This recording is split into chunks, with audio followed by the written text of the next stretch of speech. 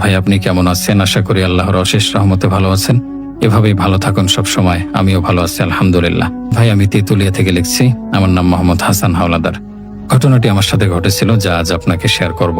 তার আগে বলে নেই যে আমি আপনার একজন নিয়মিত শ্রোতা ও সাবস্ক্রাইবার। সবসময় বিশেষ করে ঘুমোতে যাওয়ার আগে আপনার ঘটনা না শুনলে আমার ঘুম আসে না। আজকে আপনাকে দুটি ঘটনা লিখে পাঠাতে পেরে আমার খুব আনন্দ হচ্ছে। তবে জানি না যে ভিডিওটি আসলে সিলেক্ট হবে কিনা। তবে যাই ভাই, আমার ইচ্ছা ছিল লিখে পাঠানোর, তাই পাঠিয়ে দিলাম। তবে ঘটনাটি আপনি আপনার মতো করে সাজিয়ে গুছিয়ে রেখে শ্রোতাদেরকে শোনাবেন। যদিও ঘটনাটা ভয়ঙ্কর, তবে আপনার মুখ থেকে আমার নিজের জীবনের সাথে ঘটে যাওয়া একটি ঘটনা শেয়ার করতে পারলে সত্যি আমার ভালো লাগবে। যাই হোক, আমি বেশি কথা না বাড়ি সোজা মূল ঘটনায় চলে যাই। ওই দিন যা হয়েছিল তা আপনাকে বলি। এই বিশাল লোহার বাক্সটা, মানে আমার ট্রাকটাকে নিয়ে রাস্তায় রাস্তায় ঘুরে বেড়াই আজ প্রায় 3 বছর হতে চলল। গ্রামের সাদামাটা জীবন ছেড়ে এই পেশায় এসেছিলাম শুধু দুটো মানুষের মুখের দিকে তাকিয়ে। আমার স্ত্রী মালা আর আমাদের 5 বছরের মেয়ে টুনি। ওদের একটা ভালো জীবন দেব, টুনির পড়াশোনার খরচ জোগাবো, মালার শখ আহ্লাদ পূরণ করব। এই স্বপ্নগুলো ছিল আমার জ্বালানি। এই স্টিয়ারিং হুইলটা যখন ধরি তখন শুধু একটা গাড়ির চালক থাকি না, হয়ে যায় একটা পরিবারের একমাত্র আশার আলো। দিনের পর দিন, রাতের পর রাত একা একা হাইওয়েতে কাটিয়েছি। প্রথম খুব কষ্ট হতো। বাড়ির জন্য মন কেমন করতো। টুনির মুখটা বারবার চোখের সামনে ভেসে উঠত। রাতের অন্ধকারে যখন চারপাশটা নিস্তব্ধ হয়ে যেত, ইঞ্জিনের একটানা ভো ভো শব্দ ছাড়া আর কিছুই শোনা যেত না, তখন বুকের ভেতরটা কেমন যেন ফাঁকা লাগতো। কিন্তু ধীরে ধীরে এই একাকিত্ব আমার সয়ে গিয়েছিল। আমি মনে মনে নিজেকে বুঝিয়েছিলাম এই ত্যাগটা ওদের জন্যই করছি। আমার মন মানসিকতা বরাবরই খুব বাস্তববাদী। অন্য ড্রাইভারদের মুখে কত ভৌতিক গল্প শুনেছি। কেউ দেখেছে রাতের রাস্তায় সাদা শাড়ি পরা নারী দাঁড়িয়ে আছে, কেউ শুনেছে বাচ্চার কান্নার আওয়াজ, আবার কেউ তো দাবি করে বসে যে তাদের ট্রাকে নাকি অশরীরী সহযাত্রী উঠেছে। আমি সব শুনে হাসতাম, ভাবতাম সারাদিনের ক্লান্তি আর এই একঘেয়ে জীবন, এসবে মানুষের মাথায় অদ্ভুত সব কল্পনার জন্ম দেয়। আমার কাছে এই ট্রাকটাই ছিল আমার দুনিয়া।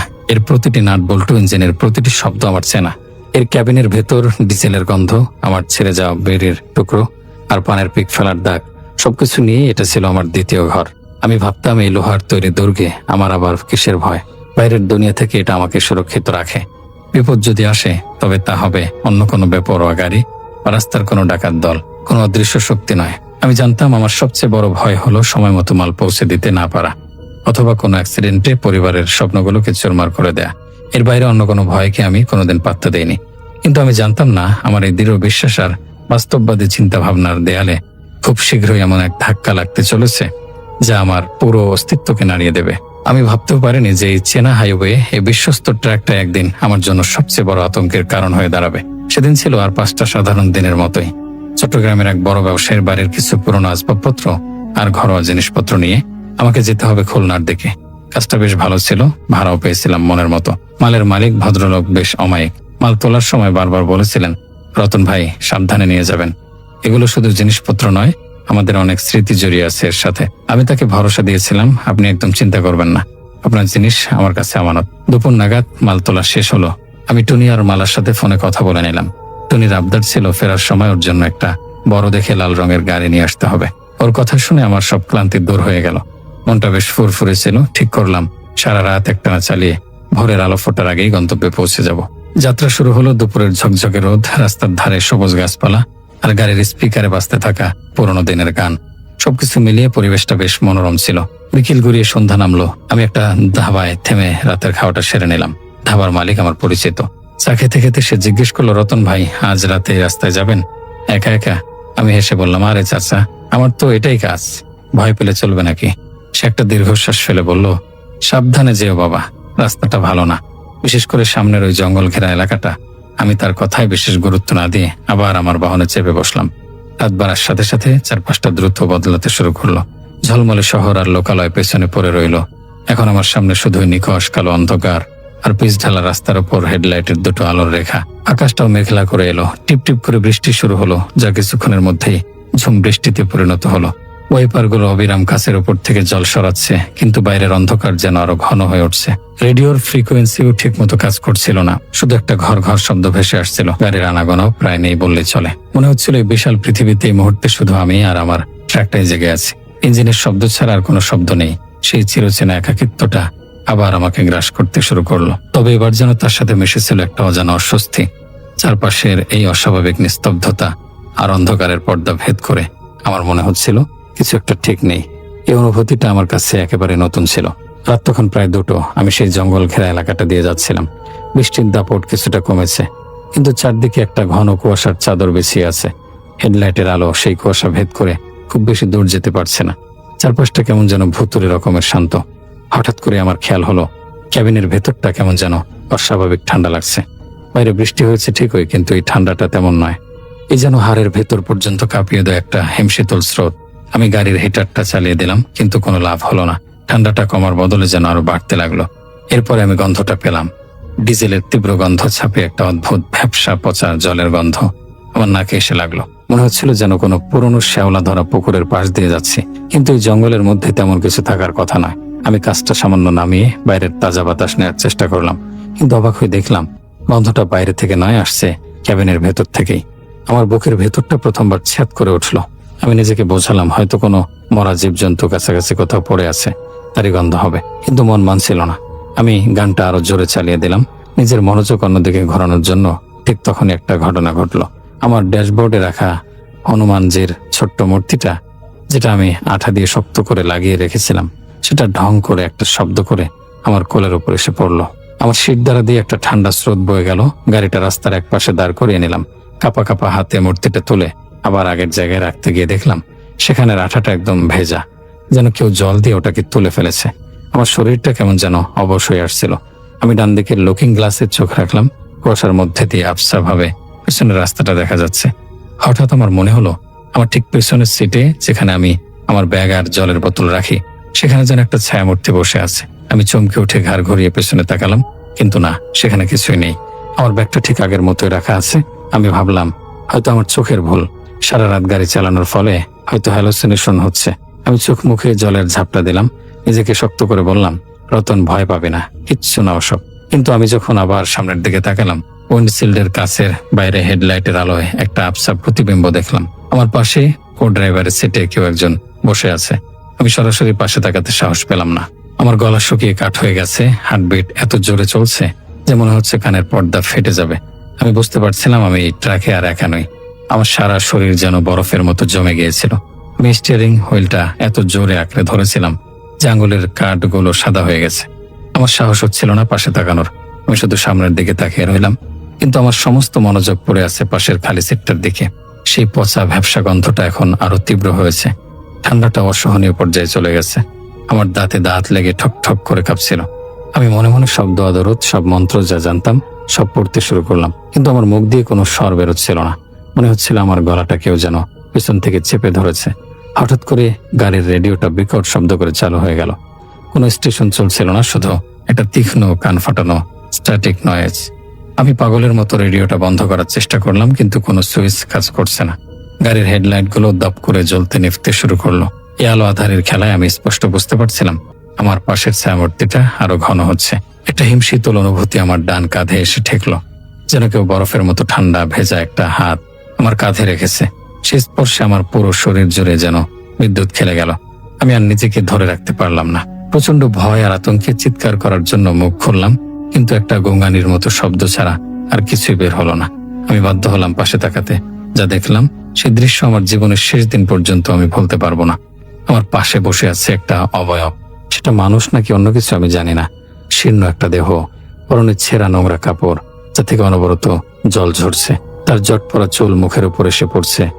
সেই চুলের ফাঁক দিয়ে যে দুটো চোখ দেখা যাচ্ছে, সেখানে কোনো মনে নেই, শুধু দুটো দগদগে সাদা গর্ত, যা থেকে যেন একটা শীতল আগুন ঠিকরে বেরোচ্ছে। তার চামড়া ফ্যাকাশে ফোলা ফোলা, যেন অনেকদিন ধরে জলে ডুবেছিল। মুখটা হা করে আছে, কিন্তু কোনো শব্দ নেই, শুধু সেই পচা জলের গন্ধ আর তীব্র ঠান্ডা তার পুরো অস্তিত্ব জানান দিচ্ছে। সে ধীরে ধীরে তার মাথাটা আমার দিকে ঘোরালো। সেই শূন্য দৃষ্টি আমার চোখের দিকে নিবদ্ধ হলো। আমার মনে হলো আমার পুরো সত্তা, আমার আত্মা, সবকিছু যেন ওই দুটো সাদা গর্তের মধ্যে হারিয়ে যাচ্ছে। আমার শ্বাস বন্ধ হয়ে এলো, আমার চোখের সামনেটা অন্ধকার হয়ে গেল। জ্ঞান হারানোর আগে আমি শুধু একটা জিনিস অনুভব করেছিলাম, আমার ট্রাকের স্টিয়ারিংটা আমার হাত থেকে ছুটে যাচ্ছে, আর একটা বিকট শব্দে সবকিছু থেমে যাচ্ছে। আমার শেষ চিন্তা ছিল টুনি আর মালার মুখ। আমার যখন জ্ঞান ফিরলো, আমি নিজেকে একটা হাসপাতালের বিছানা আবিষ্কার করলাম। মাথার উপর বন বন করে ফ্যান ঘুরছে, পাশে বসে মালা আমার হাতে হাত বুলিয়ে কাঁদছে। আমাকে ওই অবস্থায় দেখে প্রথমে সে চমকে উঠল, তারপর ডাক্তারের জন্য চিৎকার করে ছুটে গেল। আমি কথা বলার চেষ্টা করলাম, কিন্তু গলা দিয়ে কোনো আওয়াজ বেরোলো না। আমার সারা শরীর ব্যথায় টনটন করছিল আর প্রচন্ড জ্বর। পরে জানতে পেরেছিলাম হাইওয়ে পেট্রোলের একটি দল ভোরের দিকে আমাকে উদ্ধার করে। আমার ট্রাকটা রাস্তার পাশে একটা বড় গাছের সাথে ধাক্কা লাগা অবস্থায় ছিল, কিন্তু আশ্চর্যজনকভাবে আমার তেমন কোনো বড় আঘাত লাগেনি, শুধু মাথায় সামান্য চোটে আর প্রচন্ড শক খেয়েছিলাম। সবাই ভেবেছিল আমি হয়তো ঘুমিয়ে পড়ার কারণে নিয়ন্ত্রণ হারিয়েছিলাম। আমি কাউকে বোঝাতে পারিনি বা বোঝানোর মতো অবস্থায় ছিলাম না যে সেদিন রাতে আমার সাথে কি ঘটেছিল। প্রথম কয়েকদিন আমি ঘোরের মধ্যে ছিলাম। যখনই চোখ বন্ধ করতাম, সেই দুটো সাদা গর্তওয়ালা চোখ, সেই ভেজা ফোলা শরীরটা আমার চোখের সামনে ভেসে উঠত। আমি ঘুমের মধ্যে চিৎকার করে উঠতাম, ভয়ে কাঁপতে থাকতাম। আমার স্ত্রী, আমার পরিবার আমার অবস্থা দেখে দিশেহারা হয়ে পড়েছিল। বাড়ি ফেরার পর আমার অবস্থা আরো খারাপ হলো। আমি ঘর থেকে বের হতে ভয় পেতাম, একা থাকতে পারতাম না। রাতে অন্ধকার আমার কাছে ছিল বিভীষিকার মতো। সামান্য জলের শব্দেও আমি চমকে উঠতাম।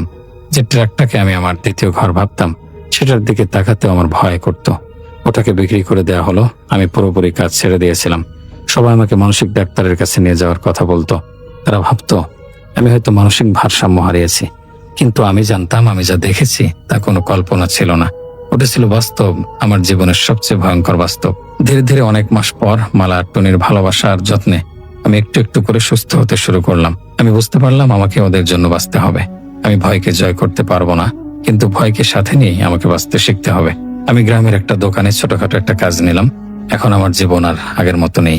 রাতের হাইওয়ের উন্মাদনা নেই, বিশাল স্টিয়ারিং হুইল হাতে নিয়ে ছুটে চলা নেই। আছে শুধু দিনের আলোয় শান্ত সাধারণ এক জীবন। মাঝে মাঝে এখনো রাতের বেলা ঘুমের মধ্যে সেই আতঙ্কটা ফিরে আসে, কিন্তু আমি এখন আর চিৎকার করি না। আমি উঠে বসে জল খাই, জানালার বাইরে তাকিয়ে থাকি আর ভাবি এই পৃথিবীতে এমন অনেক কিছুই আছে যা আমাদের জ্ঞান, আমাদের যুক্তির বাইরে। সে রাতের ঘটনাটা আমার কাছ থেকে অনেক কিছু কেড়ে নিয়েছে, আমার পেশা, আমার সাহস, আমার রাতের ঘুম। কিন্তু আমাকে একটা জিনিস শিখিয়ে দিয়েছে, জীবন কতটা মূল্যবান। আমি প্রাণে বেঁচে ফিরে এসেছি, আমার পরিবারের কাছে আছি, এটাই আমার সবচেয়ে বড় সত্যি। সেই অশরীরই হয়তো আমাকে ভয় দেখিয়েছিল, কিন্তু আমার বেঁচে থাকার ইচ্ছেটাকে কেড়ে নিতে পারেনি। সেই ভয়টা এখন আমার জীবনেরই একটা অংশ, একটা গভীর ক্ষতের মতো, যা হয়তো কোনোদিনও পুরোপুরি শুকোবে।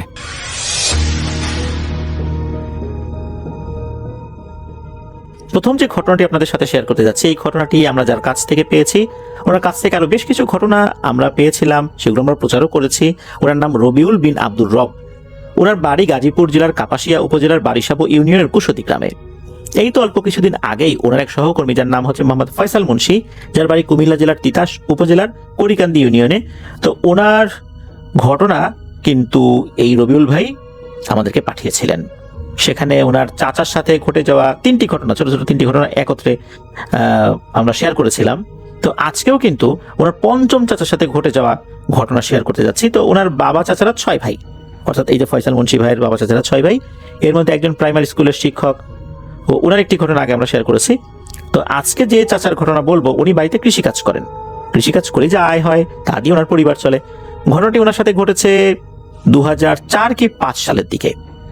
ওনাদের বাড়ি থেকে 3 কিলোমিটার দূরে ওনাদের সাপ্তাহিক একটা হাট বসে, যেখান থেকে ওনারা বাজার সদাই করেন। সপ্তাহে 2 দিন এই হাটটা বসে, কিন্তু এমনিতে স্বাভাবিকভাবেই সবকিছু পাওয়া যায় আর কি প্রতিদিনই ওই বাজারে। তো প্রত্যেক সপ্তাহের মতোই একদিন ওনার চাচা কৃষিকাজ শেষ করে বাজারে যাওয়ার জন্য বিকেলবেলা বাজারের উদ্দেশ্যে রওনা দিয়েছেন। ওনাদের বাড়ি থেকে বাজারে যাওয়ার রাস্তাটার কিছুটা বর্ণনা দিয়ে রাখি ঘটনাটা বোঝার জন্য। ওনাদের বাড়ির সামনে দিয়ে মেইন রোড চলে গেছে, যেটা দিয়ে সোজা 3 কিলোমিটার দূরেই রাস্তার পাশে বাজারটা অবস্থিত। ওনাদের বাড়ি থেকে পুকুর, ডোবা, বিল এইগুলো কিন্তু একটু রওনা দিলেই দেখা যায় আর কি। বাড়ি থেকে বের হয়ে মেইন রোড দিয়ে সামনে কিছুক্ষণ আগানোর পর একটি পুকুর আর 2টি তাল গাছ পড়ে।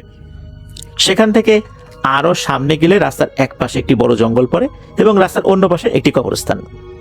কবরস্থান থেকে আরেকটু সামনে এগিয়ে গেলেই একটি পুকুর পড়ে, মাঝারি আকারের আর কি। সেখান থেকে হেঁটে আরেকটু সামনে গেলে একটি ব্রিজ পড়ে। ব্রিজ পার হয়ে কিছুটা সামনে আগানোর পরেই বাজার অবস্থিত। এই ব্রিজটা হওয়ার আগে বর্ষাকালে সেখানে একটা সাঁকো থাকতো, আর শীতের সময় তো ওখানে পানি থাকতো না, শুকনাই থাকতো। তো এটাই হলো মোটামুটি ওই জায়গার বিবরণ। এখন ঘটনায় আসি। তো সেদিন এই রবিউল ভাইয়ের চাচা বাজারে যাবার পর মাছ, তরি তরকারি সহ নিত্য প্রয়োজনীয় বাজার সদাই করে পরিচিত অনেকের সাথে দেখা সাক্ষাৎ কথাবার্তা বলে সন্ধ্যার দিকে বাড়ির উদ্দেশ্যে রওনা দিয়েছেন। এখানে একটা কথা বলে রাখা ভালো, সেটা হচ্ছে ওনাদের গ্রামের বেশিরভাগ লোক কিন্তু হেঁটেই বাজারে আসা যাওয়া করে। ওই সময় অনেকের সাইকেল থাকলেও চাচা কিন্তু হেঁটেই আসা যাওয়া করতেন। তো চাচা যখন বাজার থেকে রওনা দিয়েছেন তখন মাগরিবের আজান হয়ে গেছে। বাইরে হালকা আলো থাকলেও অন্ধকার খুব দ্রুতই যেন সেই আলোকে অদৃশ্য করে দিচ্ছে। চাচা বাজার থেকে একাই আসছিলেন, চাচা যখন ব্রিজ পার হয়ে সেই কবরস্থানের পাশে আসলেন, তখন এক লোক চাচাকে পেছন থেকে তার নাম ধরে ডেকে ওঠে, কিরে বাজার থেকে ফিরলি নাকি? একদম স্বাভাবিকভাবে ডাক দিয়েছে। চাচা তখন ভাবে হয়তো বা এলাকার কোনো মানুষ হবে। তখন এমন আলো ছিল যে মানুষের আকৃতিটা বোঝা গেল, সামনে আসলে কে দাঁড়িয়ে আছে ঠিক ওইভাবে চেহারাটা বোঝা যাচ্ছে না। তো সেই মানুষটা আবারও জিজ্ঞেস করলো, বাজার থেকে কি কে আনলি রে? চাচা তখন বললেন যে সবকিছু এনেছি, মাছ, তরি তরকারি ইত্যাদি ইত্যাদি। সে মানুষটা চাচার সাথে হেঁটে যাচ্ছে আর কথা বলছে স্বাভাবিকভাবে। সে মানুষটা তখন চাচাকে উদ্দেশ্য করে বলল, যাক ভালো করেছিস, এখন একটা কাজ করে ফেল তো ঝটপট, তোর বাজারগুলো আমাকে দিয়ে যা। চাচা তখন বিরক্ত হয়ে বলতেছেন, কি রে বেটা, তুই কি আমার সাথে ফাজলামি করতেছিস নাকি? বাজার দিয়ে দেবো মানে? তখন সেই মানুষটি বলে, তুই যা ভাবার ভাবতে পারিস, কিন্তু বাজারগুলো আমাকে দিয়ে যা। চাচা ভাবলেন হয়তো এই লোকটা তার বন্ধু মহলের কেউ হবে যে তার সাথে দুষ্টমি করছে। চাচা কিন্তু তার কণ্ঠ চিনতে পারছিলেন না।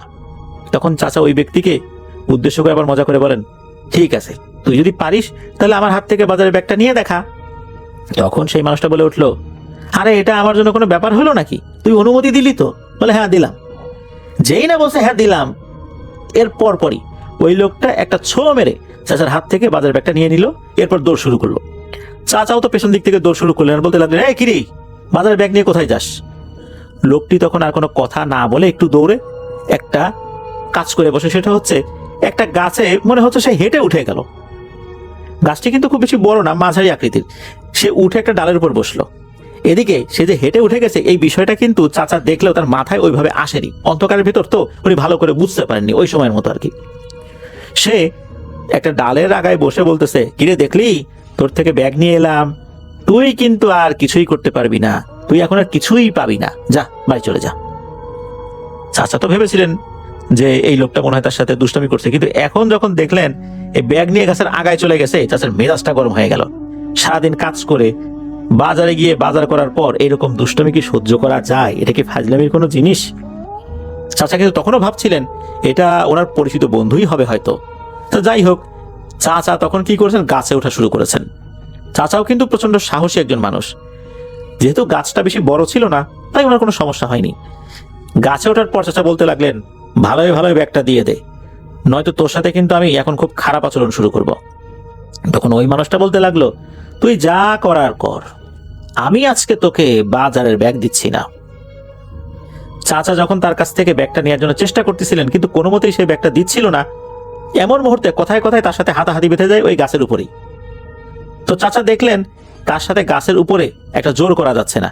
সে কোনো কিছুই ধরে নাই, কিন্তু তার শরীরে অনেক জোর।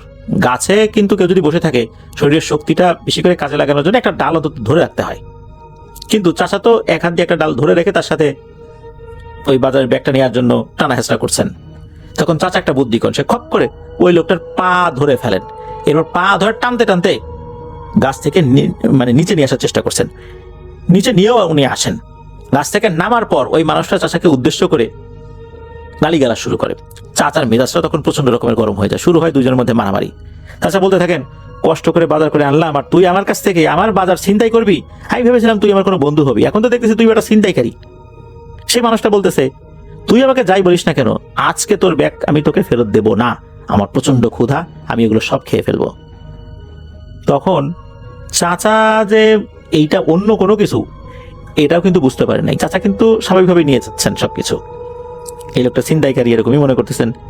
উনি মনে করছেন এটা স্বাভাবিক মানুষ, তবে দুষ্ট প্রকৃতির মানুষই আর কি। তো যখনই চাচা ব্যাগটার দিকে হাত দেয়, তখনই ওই মানুষটা চাচাকে ওই চাচার হাতে কিল থাপ্পড় ঘুষি দিতে থাকে। চাচাও তখন ওইটাকে মারতে থাকেন। তখন পর্যন্ত মারপিটটা ছিল স্বাভাবিক মারপিট। এক পর্যায়ে চাচা দেখতে পেলেন সেই মানুষটা স্বাভাবিকভাবে এটা দেবে না, এরকম হালকা পাতলা মারপিটে তার সাথে কাজ হবে না।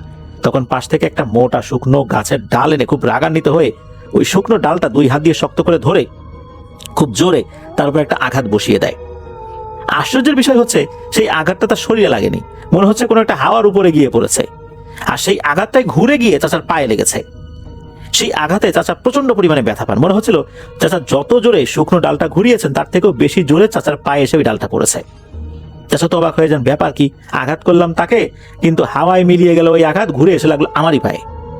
চাচা আবারও তাকে আঘাত করলেন, কিন্তু এবারও মনে হলো তিনি একটা বাতাসকে আঘাত করেছেন। আশ্চর্যজনকভাবে সেই আঘাতও তো চাচার শরীরে এসে আঘাত এনেছে, সে আগের স্থানে ঠিক একই জায়গায়। সেই মুহূর্তে ওই মানুষরূপী অভাবটা বলে ওঠে, কিরে, তুই কি এখনো আমাকে চিনতে পারিস না? আমি কে? তোর কত বড় সাহস, তুই আমার সাথে সামান্য কিছু মাছ তরকারির জন্য মারামারি করতেছিস? চাচা তখন বুঝতে পারলেন এটা স্বাভাবিক কোনো মানুষ না, কিন্তু চাচার মেজাজ এমন গরম হয়েছিল যে মানুষ হোক আর জিনভূত হোক, বাজার ওনাকে উদ্ধার করতেই হবে। তখন বাজারের ব্যাগ নেবার জন্য আবারও তাদের মধ্যে মারামারি শুরু হয়ে যায়। চাচা যখন হাত দিয়ে মারেন তখন মনে হচ্ছে ওই জিনিসটা শরীরে গিয়ে লাগছে, কিন্তু যখন একটু আগে লাঠি দিয়ে মারছিলেন তখন আঘাতগুলো চাচার নিজের শরীরেই ফেরত আসছিল। চাচা এক পর্যায়ে ওই অভাবটাকে এক হাত দিয়ে ভালো করে ধরে ডান হাত দিয়ে খুব শক্তভাবে তার নাকে প্রচন্ড জোরে একটা ঘুষি বসিয়ে দেন। সাথে সাথে সেই অভাবটা প্রচন্ড জোরে একটা চিৎকার করে ওঠে, মনে হলো সে খুব ব্যথা পেয়েছে। আর এতক্ষণ যে স্বাভাবিক মানুষের মতো কথা বলছিল সে আর সেটা বলতে পারছে না। চাচা খেয়াল করলো সে ওই যে চিকা যেরকম চি চি শব্দ করে ওইরকম আর্তনাদ করছে, আর মুহূর্তের মধ্যেই ধোয়ার আকৃতি হয়ে সেখান থেকে সে ভ্যানিশ হয়ে গেল। চাচা যখন সামনে এভাবে একটা বিকট চিৎকার করে অদৃশ্য হয়ে যাওয়া দেখলেন এই জিনিসটাকে, উনি তখন বেশ ভয় পেয়ে যান। তখন বাজার ব্যাগ সেখানে ফেলে রেখে বাড়ির দিকে দিয়েছেন এক দৌড়।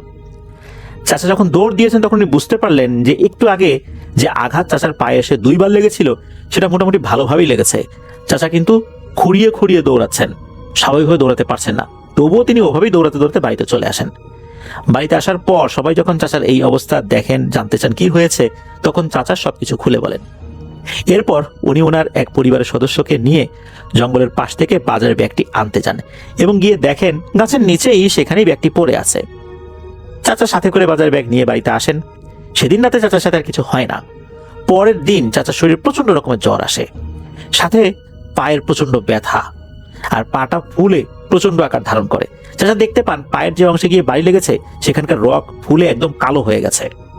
চাচা ডাক্তারের কাছে যান, স্বাভাবিক ট্রিটমেন্ট নিয়েছেন, কিন্তু কাজ হচ্ছিল না। জ্বর সারলেও ব্যথা কোনোভাবেই কমছিল না। পরবর্তীতে এক হুজুরের কাছে উনি যান, হুজুরকে সমস্ত ঘটনা বিস্তারিতভাবে ভেঙে বলেন।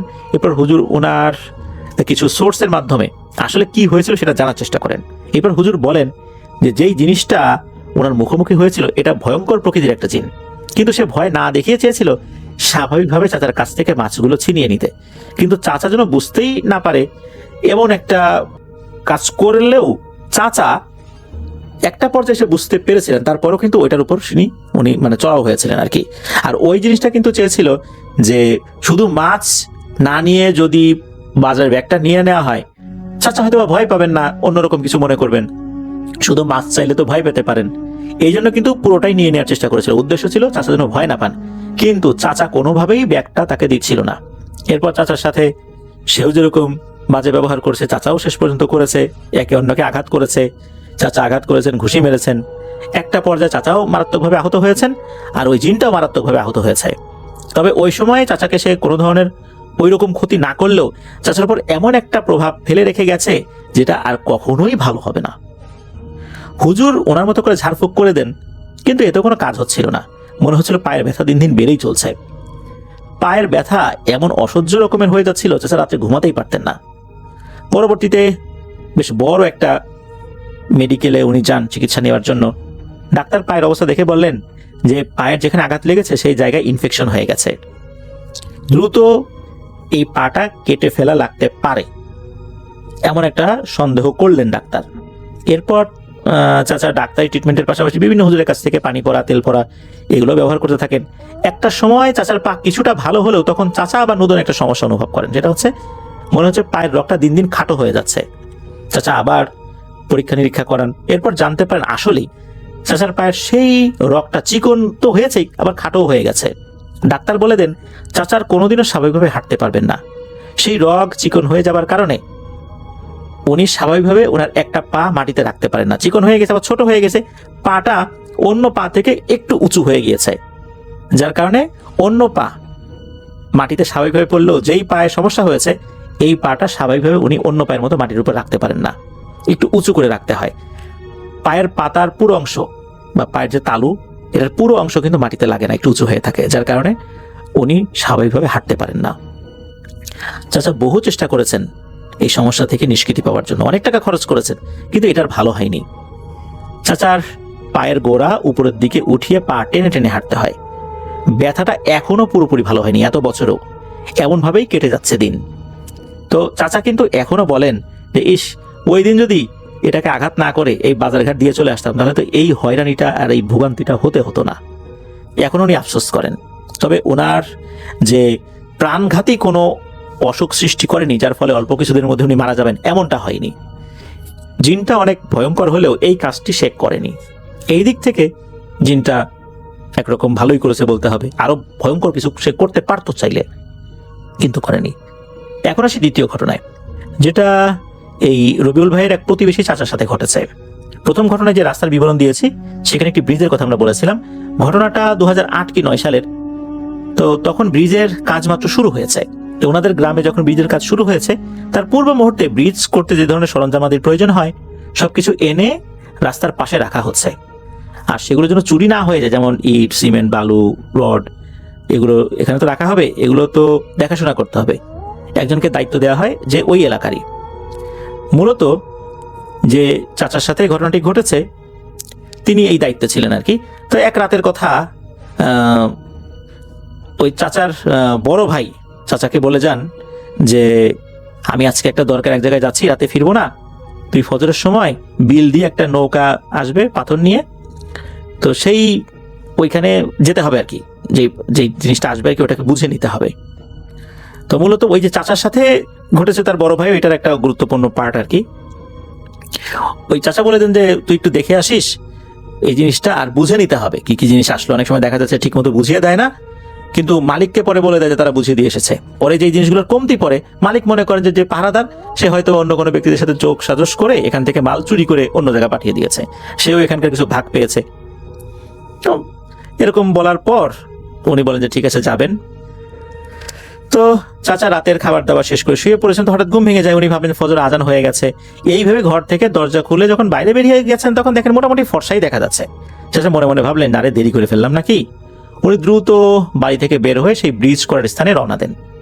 উনি হাঁটতে হাঁটতে যখন সেই কবরস্থান জঙ্গল পার হয়ে ব্রিজ নির্মাণের জায়গায় আসেন তখন উনি অবাক হয়ে যান, আরে কোথায় আলো, এখনো দেখি চারপাশ ভয়ঙ্কর রকমের অন্ধকার। উনি বুঝতে পারেন যে এখনো ফজর আজান দেয়নি, মাঝরাতে মনের ভুলে উঠে চলে এসেছেন, ফজরের আজান দিতে তখনও দেরি রয়েছে। তিনি ভাবলেন এতক্ষণ দাঁড়িয়ে না থেকে যাই, আবার বাড়ি চলে যাই, ফজরের সময় আসা যাবে। এই ভেবে ঘুরে বাড়ির পথে উনি রওনা দিয়েছেন। কিছুটা সামনে আসার পর উনি দেখতে পান একটা সাদা বিড়াল, আকার আকৃতি স্বাভাবিক বিড়ালের মতোই, ওনার পায়ের সাথে সাথে ঘুরছে। আমরা বাড়িতে বিড়াল পাললে আমাদের পায়ের সাথে যেভাবে এসে দাঁড়িয়ে থাকে না, ঠিক ওভাবে বারবার ওনার পায়ের কাছে এসে দাঁড়াচ্ছে। উনি সেটাকে পাশ কাটিয়ে যাওয়ার চেষ্টা করতেছেন কিন্তু কোনোভাবেই যেতে পারতেছেন না, বারবার পায়ের সাথে এসে ঘিরে ধরছে। একটা সময় ওনার বিড়ালটার উপর প্রচন্ড রকমের রাগ হয় এবং পা দিয়ে জোর একটা লাথি মেরে বিড়ালটাকে রাস্তা থেকে নিচে ফেলে দেন। বিড়ালটাও মেও মেও করতে করতে নিচের দিকে গিয়ে পড়ে যায়। এরপর উনি সামনের দিকে হাঁটতে শুরু করেন। কিছুটা সামনে আগাতেই সেই কবরস্থানের পাশে উনি চলে আসেন। কবরস্থানের পাশেই রাস্তা থেকে নেমে নিচের দিকে একটা ডোবা ছিল। রাস্তায় হাঁটার সময় ওনার কাছে মনে হলো একটা হালকা বাতাস আসলো। হঠাৎ করেই সেই বাতাসের ভেতর থেকে অদৃশ্য একটা হাত ওনাকে ধাক্কা মেরে রাস্তা থেকে সেই ডোবার মধ্যে ফেলে দিল।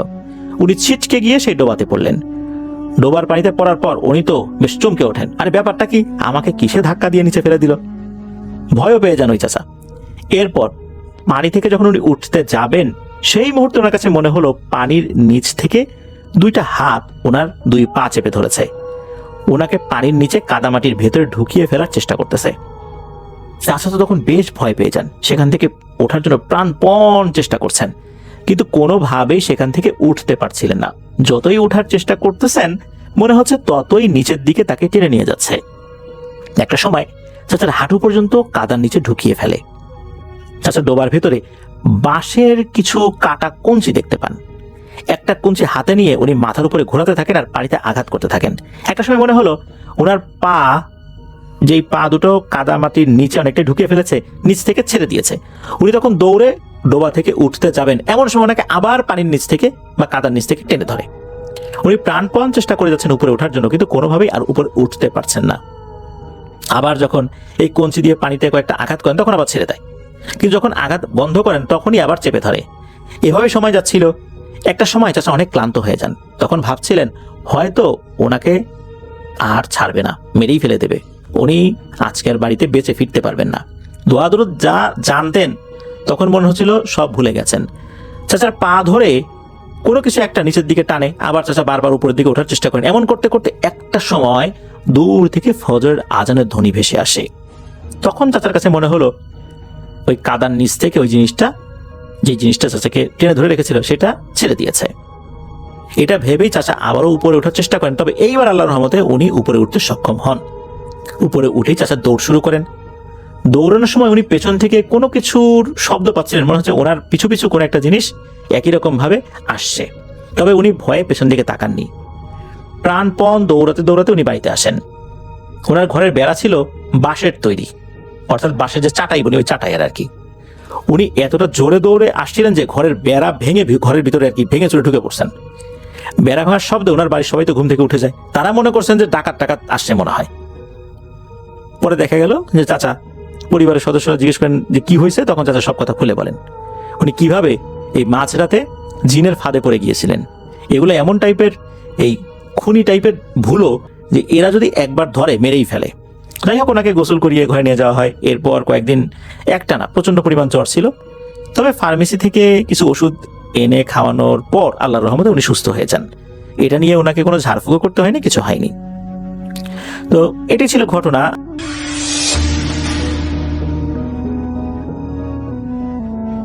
আর যে ঘটনাটি আমাদের কাছে শেয়ার করেছেন কক্সবাজারের চকরিয়ার বাসিন্দা আবু নাসির। তিনি বর্তমানে সৌদি আরবের আল বাহাতে বসবাস করছেন এবং তিনি তার নিজের জীবনের একটি এক্সপেরিয়েন্স আমাদের কাছে শেয়ার করেছেন। তিনি আমাকে অনুরোধ করেছেন আমি যেন আমার মতো করে ঘটনাটা আপনাদের কাছে প্রেজেন্ট করি। আমি চলে যাচ্ছি আবু নাসিরের শেয়ার করা ঘটনায়। আবু নাসির সাহেব সৌদি আরবে গিয়েছিলেন প্রায় বছর 4 আগে। তার এক কাজিন তাকে নিয়ে গিয়েছিল। তিনি অনেক রিকোয়েস্ট করেছিলেন কাজিনকে দেশে আসার পর। তিনি কৃষি কাজ করতেন, তাদের পরিবার ছিল কৃষি নির্ভর পরিবার। তো তার মনে হয়েছিল যে আরেকটু বেশি যদি ইনকাম করতে পারতেন ভালো হতো। তো তার কাজিনকে অনেক রিকোয়েস্ট করার পর তার কাজিন বলে আচ্ছা আমি চেষ্টা করব। তো কাজিন ওখানে গিয়ে চেষ্টা করেন এবং নিজেদের কোম্পানিতে একটা ভিসা ম্যানেজ করে নিয়ে আসেন তার জন্য। তো তিনি যাওয়ার পর তার কাজ হয় হচ্ছে একটা পেট্রোল পাম্পে, মানে একটা গ্যাস স্টেশনে। এই গ্যাস স্টেশনটা হাইওয়ের উপরে পড়ছে, বেশ একটু মানে রিমোট জায়গায়, যেখানে মানুষজন খুব কম চলাচল করে, হাইওয়ের গাড়ি এগুলোই থামে ওইখানে। তো ওইখানে যাওয়ার পরে আবু নাসির সাহেব দেখলেন যে ওইখানে আরো 3 জন বাঙালি ভাই কাজ করেন, কিন্তু তারা তার সাথে কেন জানি একটু অন্যরকম ব্যবহার করা শুরু করলেন। মানে উনি নতুন বলেই হয়তো ওনাকে দিয়ে বেশি পরিশ্রম করানো শুরু করলো, আর কেমন জানি একটু ব্যবহার আচারটা একটু অন্যরকম। তো এইটা দেখে ওনার মনে উনি হার্ট হতে লাগলেন, ওনার ভাল লাগতো না। তো উনি ওনার কাজিনের সাথে কথা বলতেন যে আমি এখানে এরকম ভাবে আসি, ভাল লাগে না, হ্যাঁ তুই পারলে আমার জন্য অন্য একটা ব্যবস্থা কর। তো কাজিন বলতেন যে আপনি একটু কষ্ট করে থাকেন, দেখি কি করা যায়, কারণ তাদের তো মালিক একজনই, যদি তার অন্য কোনো প্রতিষ্ঠান নিতে পারে মালিক তাকে। তো এরকম ভাবে তাকে বুঝাইতো। আবু নাসির সাহেব কাজ করতেন এবং মন দিয়ে, এবং তার দেখা যেত যে তার একটু কাজে সমস্যা হলেই অন্যরা তার সাথে একটু অন্যরকম আচরণ করতে আরো বেশি। তো এরকম কষ্ট করতেছিলেন তিনি। আর তিনি আসলেই তো কৃষি কাজ করা মানুষ, তিনি তো এগুলো আসলে করেননি এর আগে। তো এর জন্য একটু অন্যরকম লাগতো, বুঝতেও সমস্যা হইতো সবকিছু। এরকম অবস্থায় একদিন দেখলো যে হ্যাঁ তার ওই কাজিন আসছে, এখানে কাজিন আসছে একটা বিশাল মানে গাড়ি বহরের সাথে, মানে অনেকে যাচ্ছে সেখানে, তার কাজিন আসছে, দৌড় দিয়ে আসলো, গ্যাস স্টেশনে ঢুকলো, তার সাথে কথা বললো, বললো যে আমার মালিক দেখা করবে, চলো মালিকের কাছে নিয়ে যাব। তো তিনি তো একটু হলেন যে মালিক তার সাথে দেখা করবে, মানে তিনি দেখলো যে তার কাজিন তাকে নিয়ে গেল ওইখানে। তো যাওয়ার পর দেখলো যে বললো, আগে থেকে বললো যে একে সালাম দিতে। উনি সালাম দিলেন, দেখলেন যে ওখানে একজন আরব ভদ্রলোক বসে আছে, শেখ টাইপের। তো উনি তার গাড়িতে বসা, তো তাকে জিজ্ঞেস করলেন যে নাম কি, মানে আরবিতে জিজ্ঞেস করছেন। তো এটা উনি ইশারা দিয়ে এতটুকু শিখে ফেলছিলেন, তিনি বললেন এই নাম। ওনাকে দেখে মালিক মনে হয় সন্তুষ্ট হলেন, যিনি কফিল ছিলেন তিনি সন্তুষ্ট হলেন। তো এর মাঝেই ওনার কাজিন যে ছিল, আবু নাসির সাহেবের কাজিন, তিনি অনেক কিছু আরবিতে বুঝায় বললেন সে কফিলকে। কফিল বুঝে তাকে হাত দিয়ে বললো যে ঠিক আছে ঠিক আছে, এরকম কিছু বুঝায় বললো। তিনি তখন বুঝেন নাই, পরে বুঝছেন যে ঠিক আছে তাকে নিয়ে যেতে বলছে। তো বলে কফিলের গাড়ি চলে গেল। তারপর দেখলো আরো 2-3টা গাড়ি কফিলের গাড়িকে ফলো করে গেছে। তো তিনি তাকে আছেন, তার কাজিন বলতেছে হয়েছে তো, আপনারা এখন নিয়ে যাবো এখান থেকে। কোথায়? বলে আমাদের এই ফার্ম আছে সামনে, ওখানে চলে যাব আমরা। তো তিনি খুব অবাক হলেন, বলে যে হ্যাঁ আপনার সবকিছু গুছান, আমি কথা বলতেছি আপনার এখানে এসে, দোকানে কথা বলি। তো বলে তার কাজিন ভিতরে গেছে, যে ওখানকার যে বাঙালিরা কাজ করতো তাদের সাথে কথাবার্তা বলে, তো ওনাকে সুন্দর করে প্যাকেট ট্যাকেট করে ওই যে তাদের আরেকটা গাড়ি ছিল, গাড়িতে করে নিয়ে গেল। তো ওই রাস্তা বেশ অন্যরকম, যেখানে যাচ্ছেন সেই জায়গায় দেখতেছেন যে দুই পাশে খোলা প্রান্তর এবং দূরে দূরে পাহাড়, এবং এই যে পুরো প্রান্তরটার মধ্যে দেখা যাচ্ছে নুড়ি পাথর আর বালির মতো, আবার এর মাঝে বেশ কিছু সবুজ সবুজ ঝোপ। তো যাই হোক, এর মাঝ দিয়ে চলছে তাদের গাড়ি, এবং চলতে চলতে এক সময় দেখলো এই সবুজের পরিমাণটা বাড়া শুরু করলো। বেশ অনেক জায়গায় সবুজ, এবং তাদের গাড়ি চলতে চলতে এমন একটা জায়গায় চলে আসলো অনেকক্ষণ পর, কয়েক ঘন্টা চলার পর। সেখানে যে দেখলো যে সে প্রথম দূর থেকে দেখতে পেলেন আবু নাসির সাহেব যেখানে ক্ষেত, বিশাল ক্ষেত, গমের ক্ষেত, বিশাল বড় গমের ক্ষেত। তো দেখার পর তো তার কাছে অবাক লাগলো যে এইখানে এরকম সুন্দর গমের ক্ষেত। বলতেছে যে ওই কাজিনকে বলতেছে যে এরকম সুন্দর গমের ক্ষেত, বলতেছে যে হ্যাঁ, তুই আমার আগে আনোস না এখানে জায়গায়। আরে আপনারা তো আগে এখানে আমি কেমনে কাজে দিব, আগে তো আপনাকে ওই জায়গার জন্য আনছি। এখন আপনারা দেখি এখানে যদি কাজ করে ভালো কিছু করতে পারেন তাহলে হয়তো কফিল আপনারা রাখবে এখানে। তো আবু নাসির সাহেব খুশি হয়ে গেলেন, কারণ তিনি কৃষিকাজ ভালো জানেন। যাই হোক, সেই গাড়িতে করে চলতে চলতে এক সময় তাকে নিয়ে আসলো একটা ফার্মে। ফার্ম বলতে তাদের গাড়ি কিন্তু রাস্তা থেকে হঠাৎ করে বায়ে টার্ন নিয়ে নেমে গেছে, এবং এই জায়গাটাও কিন্তু একটা প্রান্তরের মধ্যে দিয়ে যাচ্ছেন।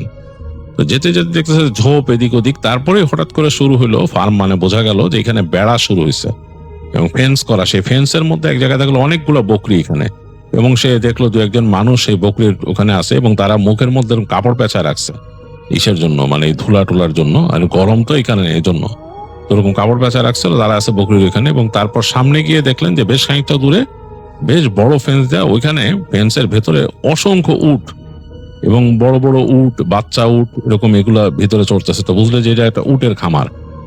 আরো সামনে চলে গেল, গাড়ি ওখানে থামলো না, চলতে চলতে চলতে দূরে যেয়ে দেখলো যে ওই এই উটের খামার ছাড়া আরো অনেক দূরে যাওয়ার পরে ওখানে বিশাল গম ক্ষেত। তো গম ক্ষেতে স্প্রিংকলার দিয়ে পানি চলতেছে, মানে এগুলো যে মাটির তল থেকে উঠায় পানিগুলো ছিটানো হয়। এগুলো খুব অ্যাডভান্স কৃষি কাজ, কারণ এখানে মানে উচ্চভূমি, মাটি উর্বর, কিন্তু পানির আবার আছে, লবণাক্ততা আছে, সমস্যা আছে, এর জন্য মানে খুব করে হিসাব করে করা হয়। তো যাই হোক, উনি দেখলেন যেরকম পানি ছিটাই দিচ্ছে, চাষ চলতেছে, এবং কিছু মানুষ এগুলা দেখতেছে, মনিটর করতেছে। তো আরো সামনে এগিয়ে যাওয়ার পর তাদের দেখলো যে ওখানে কয়েকটা মানে এরকম ট্রেলার ট্রাক আর কি, যেখানে মানুষ থাকে আর কি, ওগুলা ট্রেলার হোম। ওই ট্রেলার হোম গুলা রাখা একটা, দুইটা, তিনটা, মানে পরপর তিনটা রাখা আছে, বেশ গ্যাপ দিয়ে দেয় রাখা। তো ওইগুলার একটার কাছে নিয়ে গেল, গিয়ে গাড়ি থামাই দিল তার, ওই যে তাদের যে গাড়িতে আসছে। তো তার কাজিন তাকে নিয়ে নেমে গেল গাড়ি থেকে, গাড়িটা সামনে চলে গেল আরো। তো তিনি বললেন যে এখানে আমি কোথায় আসছি, কি ব্যাপার, এখানে কই থাকবো কি? তো এখানে হইলো আপনার কাজ করবেন, প্রথমে তো আপনার এই ইসের সাথে দিতে পারতেছি না, এখানে আপনি আমার মালিককে বলে আনছি যে আপনার এই মানে আপনি পশুপালনও ভালো জানেন, তো আপাতত এই বকরি ভেড়া এগুলার দেখাশোনা করেন, আর এর মাঝে এই যে উটের কাজগুলো শিখা যান, উট গুলারে কেমনে পালে, কেমনে ই করে, আস্তে ধীরে আপনার এই যে এখানে দেখছেন এই গমের চাষ, এগুলোর মধ্যে লাগাই দেবো। এগুলো করলে আপনি ভালো করতে পারবেন। আর এগুলো আসলে একটু অন্যরকম, এই গমের চাষটা আমাদের দেশের মতো না, হ্যাঁ, এটা একটু অন্যরকম ভাবে করে। তো আস্তে ধীরে শিখবেন। এখন আমি এটা বলে আনছি আপনারা, আপনি এটাতেই ঢুকে যান, দেখেন। আর আপনি ছাড়া এখানে আরেকজন বাঙালি আছে, বাঙালি ভাই, উনি আব্দুল মুতালেব ভাই, উনি এখানে থাকে। আর এছাড়া মিশরীয় আছে কিছু কিছু, এখানে সুদানের মানুষ আছে, তো এরা সবাই কাজ করে। তো এই মূলত এই যে এগুলো আপনি করবেন, যে আপনি আর আব্দুল মুতালেব ভাই যে পশু পাখির দেখাশোনা করবেন, আর ওই উটের দেখাশোনা মনে একজন মিশরীয় করে, ও আবার অনেক ওই কাজেও চলে যায়। তো আপনি থাকেন এখানে, আসেন আপনার পরিচয় করা দিই। তো এই বলে আবু নাসির সাহেবের কাজিন তাকে নিয়ে যায় ফার্মের ওইখানে, মানে যেখানে ওই যে পশু পাখি চড়তেছে, ওখানে নিয়ে দেখে যে একজন মানুষ কাজ করতেছে, ডাক দেয় তাকে, জোরে জোরে ডাকে। তো উনি চলে আসেন, আসার পরে দেখা যায় ওই যে উনি হচ্ছেন বাঙালি আব্দুল মুতালিব সাহেব। তো তার সাথে পরিচয় করা দেন যে এই যে আমার এই কাজিন, ওনার যার কথা বলছিলাম, উনি আমার বড় ভাই হয়, আবু নাসির। তো যাই হোক, ওনার দুজনের পরিচয় হয়। হওয়ার পর বলে যে চিন্তা করেন না, আমরা আছি তো, আমি আছি, আর ওই যেখানে বিদেশিরা আছে, হ্যাঁ আপনি আমি, কোনো অসুবিধা নাই। যাই হোক, ওনাকে ওখানে স্যারেল করে দিয়ে যান ওনার কাজিন ওই দিন। তো ওখানে উনি ওই দিন প্রথম দিন আসলেন, এসে ওই একটু হাঁটাচলা করছে, দেখলেন ওই জায়গাটা ঘুরে ঘুরে, ভালোই লাগতেছে ওনার কাছে, কারণ এই যে উনি গ্যাস স্টেশনে ছিলেন, ওই জায়গাটা একদমই নিরস ছিল। তো উনি মনে মনে শুকরিয়া আদায় করছেন, এর থেকে অনেক ভালো জায়গায় আসছি। তো যদিও এই পশু পাখি পালতে কেমন কষ্ট হবে তিনি জানেন না, কারণ তিনি আসলে আদতে পশু পাখি খুব বেশি পালেন নাই, তাদের বাড়িতে হয়তো গরু ছিল কয়েকটা, আর এই যে ছাগল টাগল ছিল দুই একটা, এরকম, বাট এরকম অবস্থা ছিল না। তো যাই হোক, আর এই তো উট একটা নতুন প্রাণী, তো ওনার কাছে দেখেই জানি কেমন লাগতেছে। তো ওই যে দেখলো যে আব্দুল মোতালেব সাহেব তিনি মোটামুটি ভালোই এক্সপার্ট, এবং ওই যে আরেকজন মিশরীয় আছে, সেও এগুলা মানে ভালোই দেখে। তো তো যাই হোক, এইভাবে ওই দিন চলে গেল তার কাজিন, আর আবু নাসির সাহেবের দিন কাটতে লাগলো ওই ফার্মে। উনি মোটামুটি আস্তে আস্তে অভ্যস্ত হয়ে গেলেন ওই জায়গায়। এই সন্ধ্যার পরে চুপচাপ বসে থাকেন যখন কাজ থাকে না, ওই সময় মানে সব পশু পাখিকে তিনি আর ওই আব্দুল মোতালেব সাহেব যে মোটামুটি ওই তাদের ওই ফেন্স আছে, ফেন্সের মধ্যে ঢুকাই দিয়ে তারা ওখানে লক করে চলে আসেন, এসে তাদের ওই যে টেলার হোম তাদেরটাই হচ্ছে সবচেয়ে কাছে আর কি, কারণ যেহেতু তাদের ওইখানে পশু পাখি দেখতে হয়। তো টেলার হোমে বসে দুজনে গল্প গুজব করেন, মানে তাদের ফ্রেশ হয়ে আর কি, দুজন গল্প গুজব করেন, আড্ডা দেন, এবং তার মতো তিনি মানে যা করেন বসে বসে মোবাইল ফোন টিপেন, যা যা করেন আর কি। ওখানে নেটওয়ার্ক আছে খুব অল্প বিস্তর, মানে নেটওয়ার্ক এত ভালো না, তারপর আছে।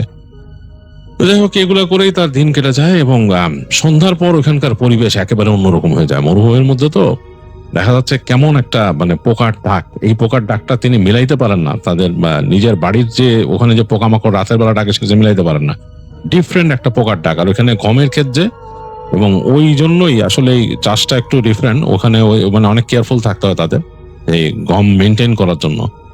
তো আবু নাসির সাহেবের রাতের বেলা 8টা-9টার পর আর ভাল লাগে না। তিনি মানে ওই ছোট্ট তাদের যে থাকার জায়গাটা, যে ট্রেলার হোম, ওইটা খুব ছোট, ওইখানে থাকতে থাকতে তিনি বোর্ড হয়ে যান। তিনি রাতের বেলা বের হয়ে যান হেঁটে হেঁটে, একদম হাঁটতে হাঁটতে চলে যান এই মাথায় সেই যে গম ক্ষেতের ওই পাশে। তার কাছে অন্যরকম লাগে, দূরে পাহাড়গুলো দেখা যায় তো, তবে ভীতিকর। তিনি বলছেন যে ওখানে ভীতিকর লাগে, কারণ দেখা যাচ্ছে যে এরকম খোলা জায়গায় ক্ষেতের পাশ দিকে একেবারে একটু জায়গা ঘুরে গিয়ে দেখা যাচ্ছে 3টা পাহাড় উঠছে, এরকম মানে অন্যরকম লাগে, কেমন জানি মানে গা শিরশিরানি একটা ভাব চলে আসে। আর রাতের বেলা ওই যে যারা ওখানে আছে মিশরীয় বা ওরা অতটা এখানে জাগে না, ওরা ঘুমায় যায়, ওই সময় ক্লান্ত হয়ে যায়, তো খেতে খামারে কাজ করে ওরা ঘুমায় যায়, ওরা থাকে না। তো তিনি হেঁটে হেঁটে যখন যান তখন দেখেন যে ওদের টেলারের ওইখানে হালকা একটা বাতি জ্বলতেছে ভিতরে, বুঝতেছে যে তারা ঘুমাচ্ছে। আবু নাসির সাহেবের আবার রাত জাগার অভ্যাস ছিল, তো তিনি হাঁটতে হাঁটতে যান। তো এইসব একটু ভয় কম পান, কারণ তিনিও যেখান থেকে আসছে ওইটা অনেকটা পাহাড়ি এলাকা, তো তিনি ওই জন্য তার সাহসটা একটু বেশি। তো হেঁটে তিনি ওই যে সেই গম ক্ষেত পার হয়ে দিকে যান, এই আকাশের দিকে তাকায় থাকেন, তার কাছে অন্যরকম লাগে। তিনি হেঁটে হেঁটে আবার আসেন, এসে নিজেদের যে ঘরটা বা নিজেদের ট্রেলারটা পার হয়ে আরো সামনে চলে যান। তো গিয়ে তখনই তার মানে প্রথম তার সামনে পড়ে হচ্ছে উটের খামারটা। কেমন যেন লাগে প্রাণীগুলাকে তার কাছে, মানে এটা তিনি তো দেশে ওইভাবে দেখেন নাই, দেশে দেখছেন মানুষ কোরবানির জন্য আনে সেই উটগুলা একরকম, আর এইটা আরেক রকমের উট। মানে ওগুলা কিন্তু আসতো মানে পাশের দেশ থেকে আসতো, বাংলাদেশে যেগুলো আসতো, আর এই উটগুলো আরো বড় বড় আর একটু অন্যরকম। তাকে কিন্তু বলছে ওখানে আব্দুল মোতালেব সাহেব যে এই উট কিন্তু কামড় দিয়ে দেয়, সাবধান। হ্যাঁ, আর উট অনেক অনেক ধূর্ত, অনেক চালাক। এইখানে খুব একটা উটের ফার্মে রাতের বেলা ওইখান দিয়ে আশেপাশে দিয়ে ঘোরাঘুরি কম করবা। তো তিনি জিজ্ঞেস করছিলেন যে কেন, বলে আছে, কারণ আছে, ওখানে যেও না বেশি, উটের ইসে যাও না, বকরির ফার্মেও যাও না, এখানে যাওয়ার দরকার নেই, চুপচাপ ওদিক দিয়ে হাঁটা চলা করো না খুব একটা, রাতের বেলা কোনো সমস্যা নিলে যেও না। তাই বলছিল তাকে আব্দুল মোতালেব সাহেব। হয়তো তিনি ওই কথার খুব একটা ধারেন না, তাকে আসলে শিখতে হবে, বুঝতে হবে, তিনি আরো বোঝার চেষ্টা করেন এই পশুগুলোর নেচার গুলা কেমন। তিনি হাঁটতে হাঁটতে চলে যান ফেন্সের কাছে, যে দেখেন যে উটগুলা কেমন, তাকে দেখে শব্দ করে একটা, কেমন যেন শব্দ করে, এবং এইটা তার মাথায় আছে যে তাকে বলছে কামড় দিয়ে দেয় উট, এর জন্য তিনি একটু কেয়ারফুল থাকেন, তিনি ফেন্সের মধ্যে ঢুকেন না। তো হেঁটে হেঁটে যান, আবার বকরির ফার্মের ওখান দিয়ে হোটেন, তার কাছে কেমন জানি একটা অন্যরকম এনভায়রনমেন্ট লাগে। তো যাই হোক, এরকম ভাবে তার দিন চলে যাচ্ছিল। তো একদিন রাতে তিনি দেশে কথা বলতেছেন, ফোনে কথা বলতে বলতে হেঁটে যাচ্ছেন সামনে। তো যেতে যেতে তিনি আসলে তাদের যে উটের যে খোয়াড় বা উটের ফার্ম সেটাও পার হয়ে গেছেন, তার যে বকরির ফার্ম সেটাও পার হয়ে গেছেন। তো এখানে যেহেতু দরজা নাই, মানে ঢোকার জন্য কোনো এন্ট্রেন্স আলাদা কোনো দরজা কিছু নাই, ওই যে মানে রাস্তা আর কি, ডার্ট রোড, সেটার উপর দিয়ে উনি হাঁটতে হাঁটতে আরো সামনে যাচ্ছেন, হাঁটতে হাঁটতে সামনে যাচ্ছেন আর কথা বলতেছেন। তো বেশ খানিকক্ষণ তিনি হেঁটে সামনে চলে আসছেন, হঠাৎ করে তার কাছে মনে হলো যে তিনি যে কথা বলতেছিলেন দেশে, তার ফোনের মধ্যে মনে হলো একটা নয়েসের মতো, মানে কেমন জানি মনে হলো যে কতগুলা বাচ্চা যদি কথা বলে ওঠে কেউ কেউ কুকুর কুকুর করে, কেমন যেন একটা স্ট্যাটিক নয়েসের মতো সেরকম একটা শব্দ। তো তিনি অবাক হলেন যে ফোনের মধ্যে কে কথা বলে, এরকম হইলো কেন শব্দ। অনেক সময় দেখা যায় না ওই যে টেলিভিশন বা রেডিওতে স্ট্যাটিক প্রবলেম হয় সেরকম। তো তিনি দেশে বলতেছেন হ্যালো হ্যালো, কি মানে সব ঠিক আছে নাকি আর কি, তার ভাষায় বলতেছেন তিনি, সব ঠিক আছে না, কিসের শব্দ। তো দেখতেছে ওই পাশ থেকেও মানে হয়ে যাচ্ছে, মানে স্ক্র্যাম্বলড হয়ে যাচ্ছে ভয়েস, মানে এলোমেলো হয়ে যাইতেছে, কথা ঠিক মতো শোনা যাচ্ছে না। তো তিনি লাইনটা কেটে দিলেন, তো লাইনটা কাটার পরে তার ফোন দেখা গেল যে হ্যাং হয়ে গেল, মানে ফোন আরই নড়তেছে না এখান থেকে। তার অনেকক্ষণ ধরে লাইট নিভে থাকলো, তিনি অনেকবার চেষ্টা করলেন, দেখলেন যে একসময় টাস করে ফোনটা বন্ধ হয়ে গেল। তো তিনি এখানে সুইচ টিপে আবার অন দেওয়ার চেষ্টা করতেছেন, সুইচ টিপে ধরছেন, ফোন অন হচ্ছে না, মানে একটু আলো জ্বলে আবার নিভে যাচ্ছে। তো তার মানে তিনি মনে করলেন মনে হয় ব্যাটারি হয়ে গেছে, কোনো কারণে ব্যাটারি শেষ হয়ে গেছে, চার্জ দিতে হবে ফোন। তো তিনি অবাক হলেন যে এই শব্দটা কি পাইলেন ফোনের মধ্যে, মনে হলে কেমন খিচখিচ খিচখিচ করে কতগুলা বাচ্চা কাচ্চারা কথা বলে গেলে যেরকম সেরকম। হঠাৎ করে তিনি ফোন বন্ধ অবস্থায় তিনি শব্দ পেলেন, কিচকিচ কিচকিচ শব্দ। তখন তিনি চিন্তা করছেন, আরে আমি তো এই মূল ফার্মের থেকে অনেক দূরে চলে আসছি। পিছনে তাকায় দেখলেন যে তাদের এই যে ওই বকরির ফার্মের যে বেড়া দেখা যাইতেছে অনেক দূরে, অনেক দূরে। তিনি হাঁটতে হাঁটতে অনেক দূর চলে আসছেন। তার সোজা যে ডান দিকে এরকম একটা রাস্তা চলে গেছে, রাস্তা মানে কি ডার্ট রোড, এবং সেটা সোজা চলে গেলে দেখলেন যে পুরা ওই জায়গাটা অনেকটা প্রান্তরের মতো, এবং সেইখানে দূরে পাহাড় দেখা যাইতেছে, ঝোপঝাড়, বিভিন্ন ঝোপঝাড়। আর বাঁ দিকে চলে গেলে ওইদিকে আরেকটা এরকম চিকন রাস্তা গেছে, ওই পাশে যে ঝোপঝাড়, মানে কিছু নাই। আর সোজা রাস্তাটা গেছে, এটা দিয়ে মনে হয় মূল রাস্তায় ওঠা যায়। তো তিনি তো আসছিলেন গাড়িতে করে, তিনি তো এখান থেকে আর বেরোন নাই, তার আসলে খেয়ালও নাই। তো তার কাছে মনে হলো যে ওই শব্দটা, ওই যে এরকম কিচকিচ বাচ্চাদের মতো শব্দ, কেউ কতগুলো বাচ্চা যদি কথা বলে, খিলখিল করে হাসে, দৌড়ায়, সেরকম শব্দ মনে হলো। যে তিনি যেদিকে তাকায় আছেন তার উল্টা দিক দিয়ে গেল এরকম শব্দ। তো এবার তার একটু ভয় লাগলো, তিনি তাড়াতাড়ি ঘুরে হাঁটা দিলেন। তিনি বুঝতেছেন তিনি অনেক দূরে চলে আসছেন। তো তিনি যাচ্ছেন সামনে, তার কাছে মনে হচ্ছে তার পিছনে কতগুলো বাচ্চা খিলখিল করে হেসে হেসে দৌড়ায় দৌড়ায় দাঁড়াচ্ছে, এরকম হাসতেছে বা তাকে ফলো করতেছে। তিনি ফট করে পিছনে তাকান, দেখেন কেউ নাই, নিচে কেউ নাই, ওই পাশে ঝোপঝাড় গুলো দেখা যাচ্ছে। তো তার কাছে মনে হলো এই ঝোপঝাড়ের মধ্যে কি বাচ্চারা লুকায় নাকি, এখানে কোনো মানে আছে নাকি। তিনি শুনছেন যে এইসব জায়গায় অনেক জায়গায় বেদুইনরা থাকে, এটা তার মাথায় আসে মানুষের কাছ থেকে যে বেদুইনরা থাকে এখানে। তো তাদের বাচ্চারা এত রাত্রে কি করবে? তখন প্রায় 12টা বেজে গেছে এরকম রাত। তো তিনি তাড়াতাড়ি হাঁটা শুরু করলেন, একটু ভয় লাগছে তার কাছে, কারণ তিনি মরুভূমির অনেক ঘটনা শুনছেন, ওইখানে মানে উল্টাপাল্টা জিনিস আছে। আব্দুল মোতালেব সাহেব তারে বলছে যে তুমি রাত্রেবেলায় হাঁটাহাঁটি করে ঠিক নাই, সেই এগুলো বলছে। তো তিনি হাঁটতে হাঁটতে তাড়াতাড়ি, মানে এই শব্দটা শুনতেছেন তিনি, কিন্তু পিছনে তার মানে কন্টিনিউয়াসলি মনে হচ্ছে একটু পরপর খিলখিল করে বাচ্চারা হাসতেছে আর দৌড়াইতেছে তার পিছনে। তো তিনি তাড়াতাড়ি হেঁটে হেঁটে চলে আসলেন, এবং তিনি যখন ওই যে উটের যে খোয়ারটা পার হইতেছেন, তখন মনে হলো বাচ্চাগুলা খিলখিল খিলখিল করে হেসে, মানে কি মানে একটা শব্দ করে দৌড় দিল তার পিছন থেকে। তিনি একদম কেঁপে উঠলেন, কেঁপে উঠে তার সারা শরীরে সব ভ্রম দাঁড়ায় গেছে। তিনি ফট করে তাকায় দেখেন যে পিছনে কেউ নাই। তিনি শব্দ পেলেন যে উটগুলা মনে হলো শব্দ করে উঠলো, উটগুলার শব্দ করে উঠলো, কেমন করে ডেকে উঠলো, এবং মানে একটা ভয়ঙ্কর অবস্থা, মানে একটা বিশৃঙ্খলা শুরু হয়ে গেল ভিতরে। এবং মনে হলো যে কতগুলো বাচ্চা যদি ওই উটের খোয়াড়ে ঢুকে পড়ে দৌড়ায় সেরকম। তিনি একটু অবাক হইলেন, কিরে ঘটনা কি, এটা কে ঢুকছে? তো তার সাহস ছিল না ওখানে যাওয়ার। তিনি তাড়াতাড়ি হেঁটে গেলেন, হেঁটে যে তার ঘর চলে গেলেন, তার যে ট্রেলার হোম তাদের, যে ওখানে চলে গেলেন। গিয়ে তিনি তাড়াতাড়ি দরজাটা মোচড়ায়, উনি তালা মারেন নাই, খুলে ভিতরে ঢুকলেন। ভিতরে ঢুকে তাড়াতাড়ি যে মানে ওনার ভয় লেগে গেছে, মনটা কাঁপুনি লেগে গেছে এরকম। আর বাইরে ওই দিন দেখতেন বেশ ঠান্ডা ঠান্ডা লাগতেছে, রাতের বেলা ওইটা ঠান্ডা হয়ে যায়। তো তিনি তাড়াতাড়ি যে তার বিছনায় শুয়ে পড়লেন। তো বিছনায় শুয়েও বেশ ঠান্ডা লাগতেছিল, তিনি তাড়াতাড়ি চাদর টেনে নিলেন। তো তারপর তিনি চুপচাপ শুয়ে আছেন, ঘুম আসতেছে না। তো তাকায় আছেন তিনি তার বিছানাটা যেখানে, তার সোজাসুজি পায়ের কাছেই হাতের ডানে একটা জানালা আছে, জানালার উপর ব্লাইন্ড দেয়াতে কি হচ্ছে যে বাইরের যে আলোটা, মানে আকাশের যে আলোটা, সেটা হালকা করে এসে নিচে একটা টেবিল আছে, টেবিলের উপর পড়তেছে। আর তার কাছে কেমন জানি লাগতেছে, মানে মানে ঘুম আসতেছে না, ওদিকে তাকাই আছেন তিনি। একটু পর তিনি শুনলেন, মানে তাদের যে এই ট্রেলার হোমটা, এটার পাশ দিয়ে মনে হচ্ছে কতগুলো বাচ্চা দৌড়াচ্ছে, এবং বাচ্চাদের যে শব্দ সেটা পাচ্ছেন তিনি।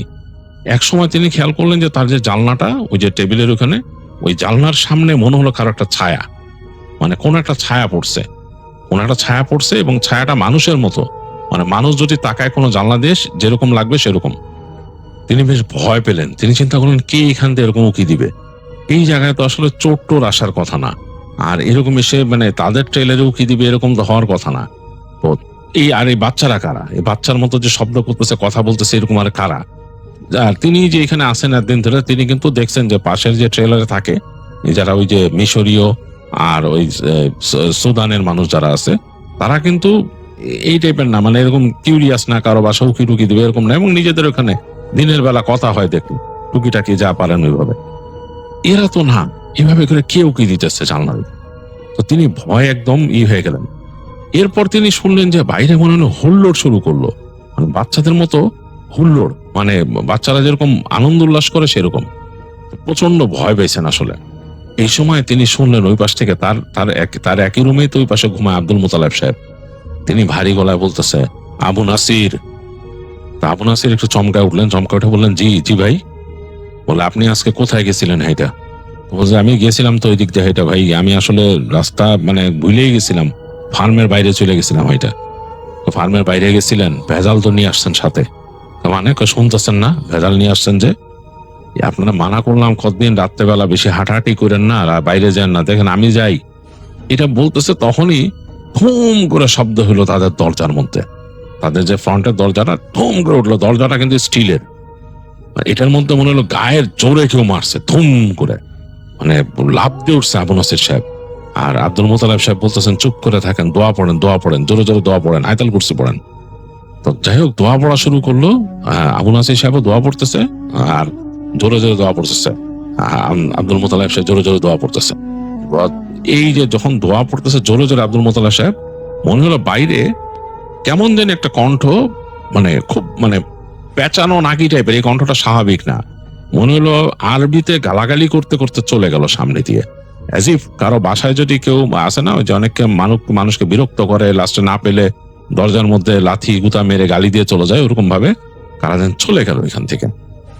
তো অনেকক্ষণ তারপরে দোয়া পড়তেছিল আব্দুল মোতালেব সাহেব এবং বললো যে, আবু নাসির সাহেব, রাত্রেবেলা এরকম ঘুরেন না, আপনারা মানা করছি, ঘুরেন না। আর ওই উটের খামারের কাছে যায়েন না, রাত্রেবেলা তো মহিল না। বলে, কেন? ওইখানে শয়তান থাকে, মনে যায়েন না। যখন বলছে ওখানে শয়তান থাকে, তখন আবু নাসির সাহেবের একটু গায়ের রোম টোম দাঁড়ায় গেছে, খুব ভয় পাইছে। বলছে যে, এই যে শব্দ পাইতেছিলেন কিসের, বুঝতে পারছেন? কি বলে, জিন। জিনে এসে বিরক্ত করে গেছে। এটা বলার সাথে সাথেই আবার তাদের ছাদের মধ্যে একটা ক্লিম করে একটা কিছু পড়লো, ভারী, মানে পুরা কেঁপে উঠছে তাদের ইটা। তো ভাবেছে, আবার দোয়া পড়লো আব্দুল মালিক সাহেব, জোরে জোরে দোয়া পড়লো, বললো, ঘুমান ঘুমান, আজকে রাত্রে আর করেন না, গা বন্ধ করে ঘুমান। যাই হোক, দুজনে দোয়া পড়ে ঘুমাইলো। এবং এক পর্যায়ে ঘুম আসে না এক সময় আসলো আবু নাসির সাহেবের। তো পরদিন সব ফজরের পরে ঘুম ভাঙছে, তাড়াতাড়ি উঠে যে নামাজ কালাম পড়লো। নামাজ কালাম পড়ে আব্দুল মোতালেব সাহেব বলতেছে যে, ভাই কি ব্যাপার, কি বলতেছিলেন রাত্রে? যা বলছে শুনছি।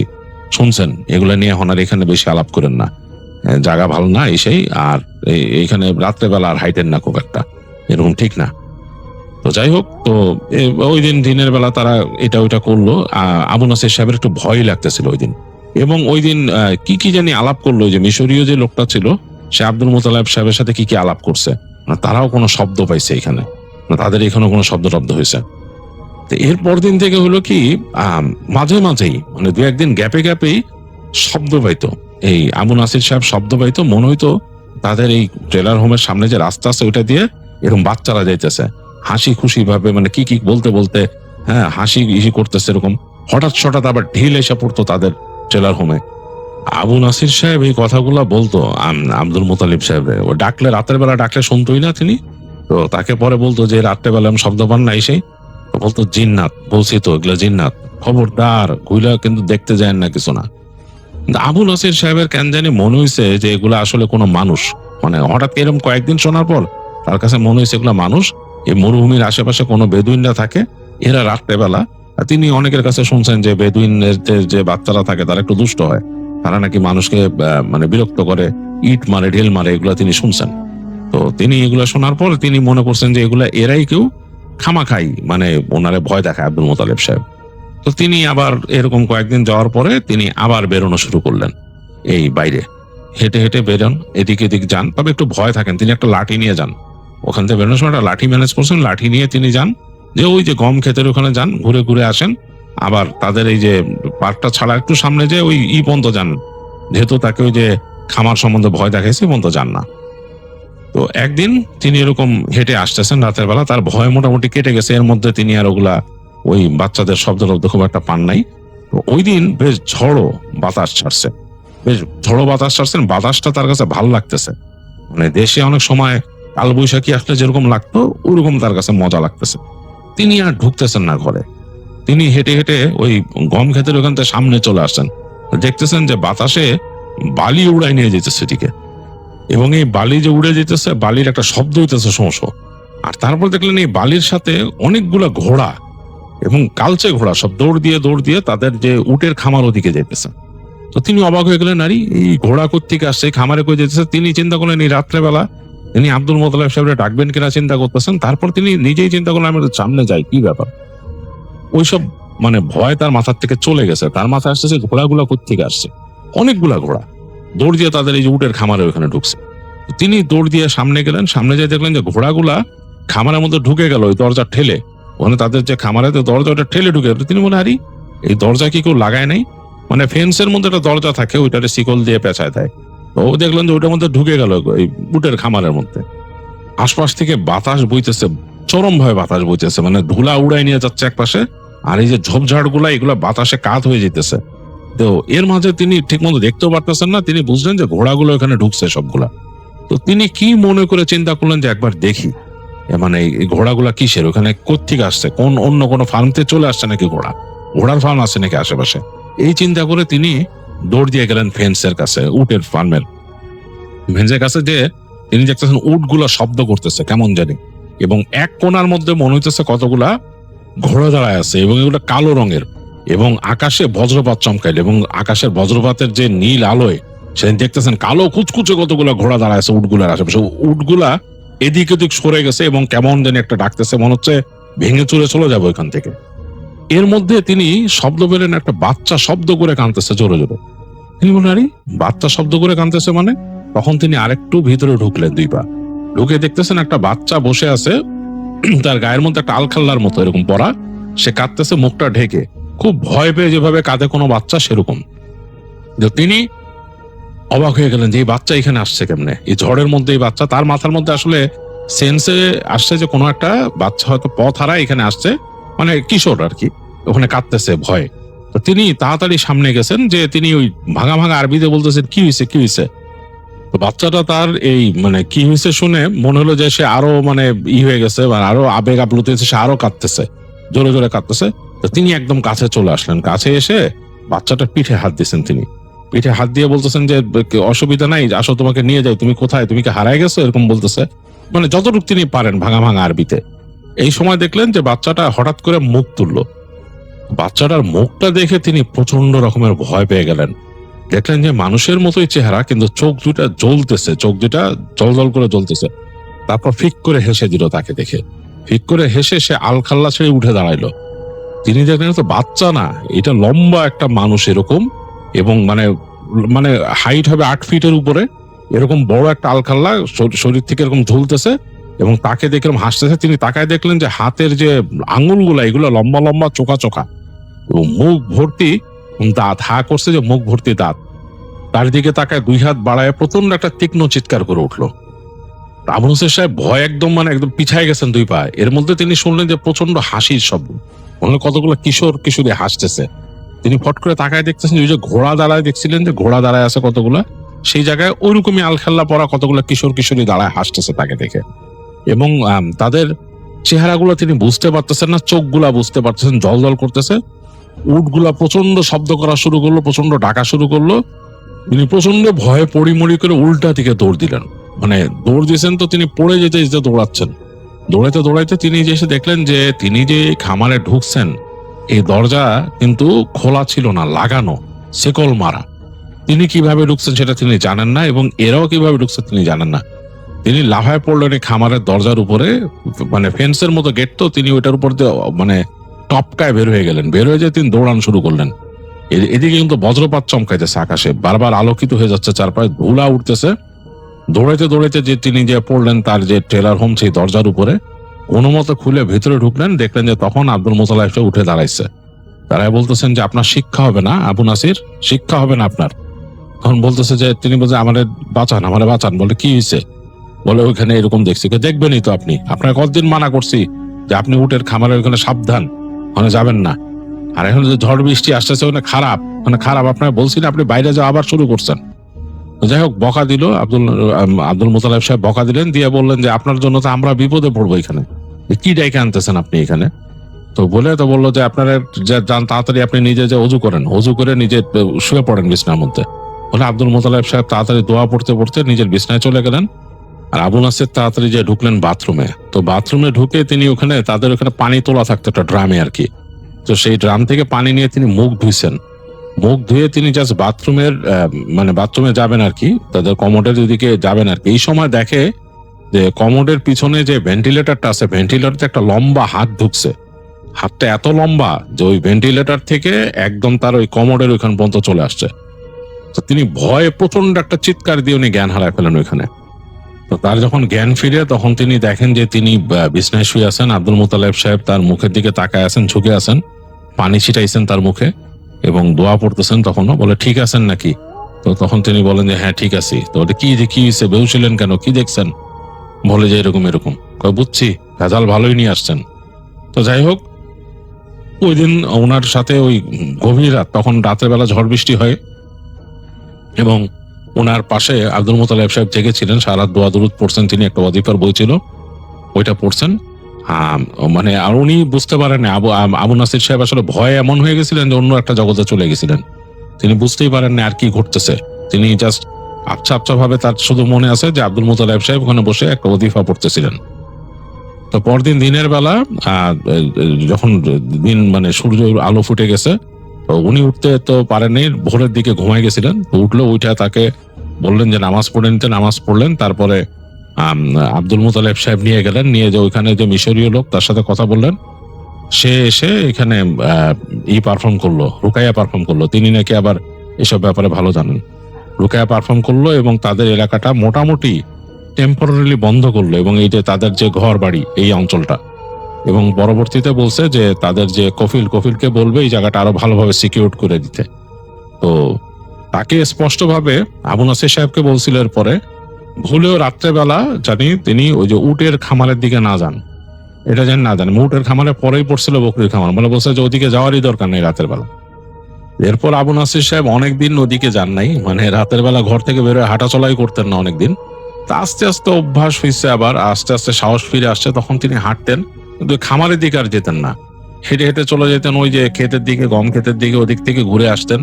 মাঝে মাঝে তার ওই যে দু একজন বন্ধু ছিল যারা সুদানের লোকজন, তাদের দু একজনের সাথে গল্প করতেন, বলতেন যে আমার সাথে একটু হাঁটো এই সেই। ওরাও দু একজন একটু রাত দেখে ওনার সাথে হাঁটতো। তো তিনি শুনছেন, পরবর্তীতে তিনি শুনছেন যে উটের খামারে, এটা আমাদের রিলিজনেই বলা আছে যে উটের খামারে নাকি রাত্রি যাপন করা নিষেধ, সেখানে নামাজ পড়াও নিষেধ। তো এগুলা তিনি পরে যখন এগুলো জানছেন তখন তিনি আরো বেশি ব্যাপারে স্ট্রিক্ট হয়ে গেছেন। আর এগুলা টুকিটাকি ব্যাপার স্যাপার তো মানে ওখানে যেহেতু ওই এলাকার মানুষজন অনেক কিছু এক্সপিরিয়েন্স করছে, তারা তো তাকে বলছেই। তো সব ঘটনা তো আর এখন বলা যাবে না, ওনার নিজের এক্সপিরিয়েন্স করে যে ঘটনাটা সেটা বললেন। এইরকম আরেক ঘটনা আরেকজন ভাই বলছে, সেটাও একটা ছোট ঘটনা, সেটাও আপনাদের সাথে শেয়ার করে ফেলি এই সুযোগে। এই এক্সপিরিয়েন্সটি আমাদের সাথে শেয়ার করেছেন মোহাম্মদ তারেক হোসেন। তিনি লক্ষ্মীপুরের মানুষ, বর্তমান আছেন কুয়েতে। তো কুয়েতে তিনি মরুভূমিতে একটি ফার্মে জব করেন। তিনি লিখেছেন জাকর হয়তো এটাকে বলে, আই ডোন্ট নো। তো যাই হোক, সেই ফার্মে জব করেন। সেটা মূলত হচ্ছে বকরির ফার্ম আর কি, ওখানে বকরি পালন করা হয়। তো সেই ফার্মের মাঝে তার যে ওনার, ওই ফার্মের যে মালিক, তিনি কিছু মোরগ মুরগিও পালেন। তো সেটা শখে পালেন, 30-40টা মোরগ মুরগি হবে সেখানে থাকে। তো সেটাও দেখতে বলছে তাকে। তো তারেক হোসেন সাহেব কিন্তু একাই থাকেন রাতের বেলা সেখানে, আর কেউ থাকেন না।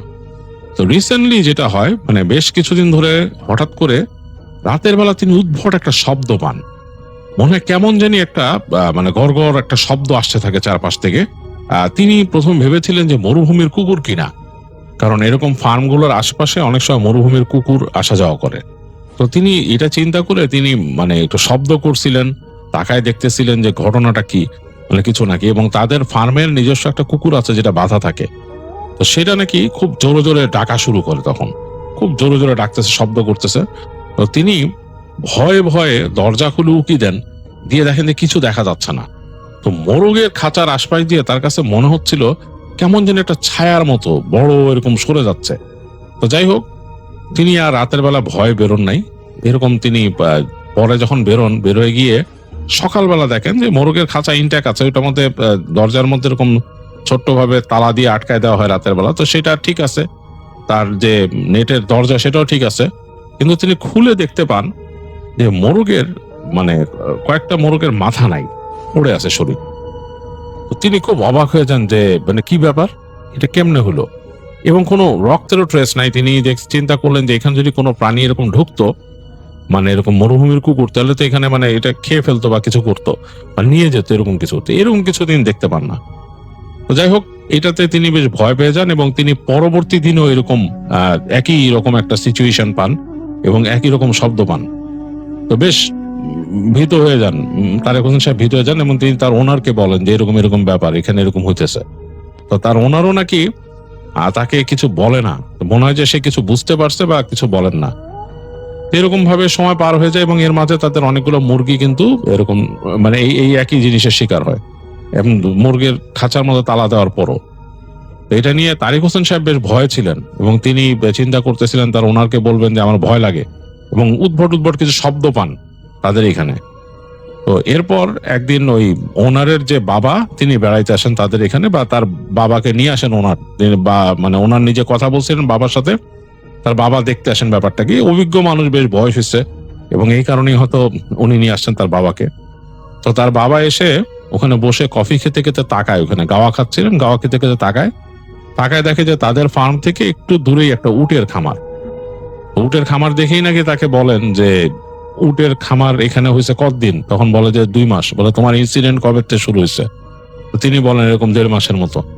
বলে উটের খামারের জন্য হইতেছে, ওখানে খারাপ জিন আসে। তখন ওই যে উট সম্বন্ধে যেই জিনিসগুলা বলছে যে উটের খামারে রাতের বেলা থাকা নিষেধ, বা ওইটার আশপাশে মানে শয়তান বা খারাপ জিন ঘোরাফেরা করে, এগুলা তাদেরকে বললো। এটা শুনে তারেক হোসেন সাহেব একটু ভয় পান বিশেষ করে। তো তার কয়দিন পরই নাকি আস্তে ধীরে সেই উটের খামারটা ওখান থেকে ওই উট গুলাকে সরায় নেয় ওখানে। উট নাকি এক্সচেঞ্জ করতে হয় কতদিন পর পর। তো উট সরায় ফেলে। তো উট সরায় ফেলার কারণে এরপর থেকে নাকি তাদের মুরগি আর ওরকম ভাবে মরে নাই। তো যাই হোক, এটাও তারেক হোসেন সাহেবের শেয়ার করা একটা এক্সপিরিয়েন্স, ছোট্ট এক্সপিরিয়েন্স, তিনি এটা শেয়ার করছেন।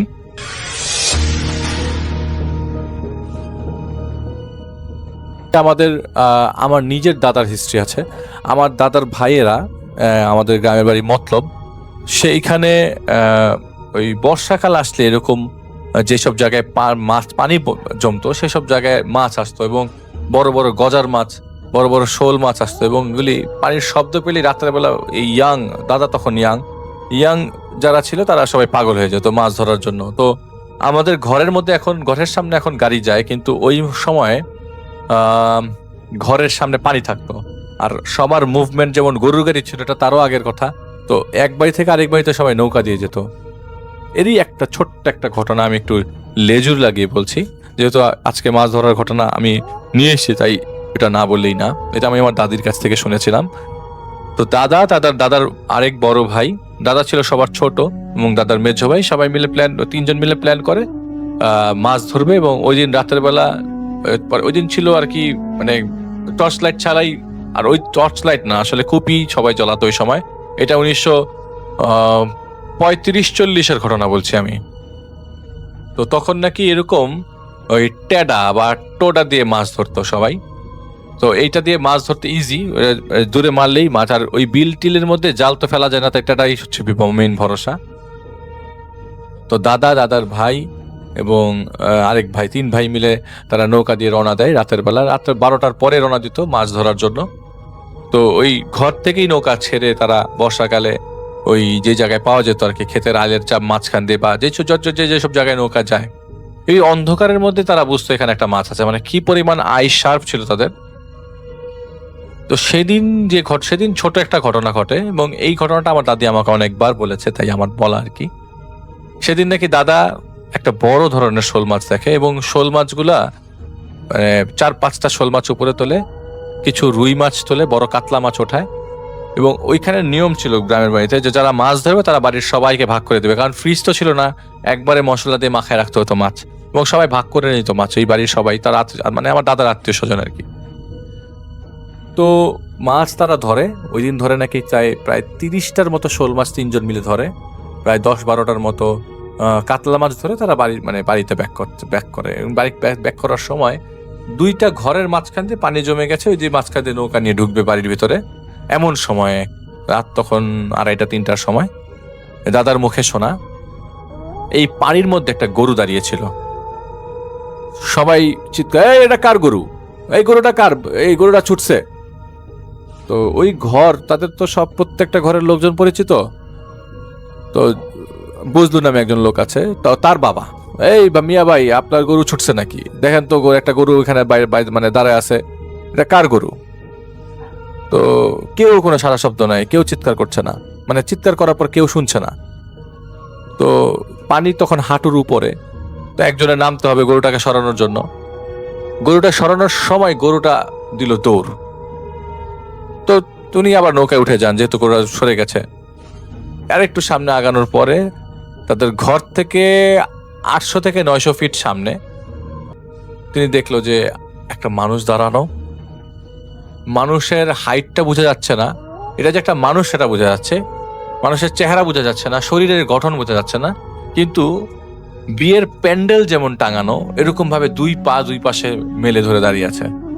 তো আমার দাদার মেজো ভাই আবার রাস্তায় অনেক বড় বড় মাহফিল টাইপের দূর থেকে আসতো, তো রেগুলারলি তিনি এসব দুয়া কালাম পড়তো, কিছু আমল করতো, যার কারণে তিনি জানতেন স্পেলস কি। তিনি বুঝে গেছিলেন এই জিন আসছে, মানে জিন এসছে তাদেরকে ডিস্টার্ব করার জন্য, এবং তিনি বলছেন যে এটা আবার আসছে। তার মানে এইটা তিনি আরো একবার ফেস করেছেন। যদি এই ঘটনাটা আমার শোনা হয়নি, আমি যদি আমার দাদির কাছ থেকে যদি শুনতে পারি, আমি আবারও এটা শেয়ার করব। তো ওই মুহূর্তে তার দাদাকে বলছিল যে এটা আবার আইছে। তো তিনি কি করলেন, তাদের চারিপাশে একটা দাগ দিলেন, একটা দাগ দিয়ে ম্যাচের কাঠি জ্বালালেন, এবং ম্যাচের কাঠি জ্বালাতে জ্বালাতে ওইটা চলে গেল। তো তারা বাড়িতে চলে আসে, এবং বাড়িতে চলে আসার পরে দেখে যে কয়টা মাছ তারা ধরেছিল কোনো মাছই নাই। ওইখানে সবগুলা মাছই এখান থেকে গায়েব হয়ে গেছে। খালি দুটা রুই কাতলা ছিল, যেগুলো নিচে রাখা ছিল সেগুলি পাতিলের মধ্যে আছে, এবং ছোট ছোট রুই কাতলা, ছোট ছোট কাতলা মাছ ছিল আর কি, ওই পাতিলের মধ্যে ছিল। আর বাকি সব বড় বোলের মধ্যে ছিল, ইয়ার ভিতরে নৌকার নিচের দিকে। ওই দুইটা মাছই সেভ করতে পেরেছিল, আর বাকি সব ওই চলে যাওয়ার সময় নিয়ে গেছে। ওই গরুটা যে সামনে আসছিল ওইটাই মূলত নিয়ে যাওয়ার জন্য আসছিল আর কি। এবং পরবর্তী দিন সকালবেলা তাদের বাড়ির পিছনে অনেক কালো মাছের চোলকা ফোলকা, মাছের ফোলকা টোলকা, মাছের ময়লা সব বাড়ির পেছনে পাওয়া গেল। তো উনি যে আমার দাদার ভাই, তিনি বলছেন যে সবাইকে বলছেন এই তাড়াতাড়ি এটা পরিষ্কার করে এখান থেকে সরাই ফেল, এটা যদি থেকে যায় ওরা আবার ডিস্টার্ব করবে এখানে এসে, তখন বাসায় এসে ডিস্টার্ব করবে। তো এটা ছিল ওই দিনকার ঘটনা। তো আমার ওই দাদার বড় ভাই আগে অনেক মাছ ধরার ক্ষেত্রে যে ঘটনা পেয়েছে, আমি সেগুলো দাদুর কাছ থেকে কালেক্ট করে আপনাদের নেক্সটে বলবো ইনশাল্লাহ।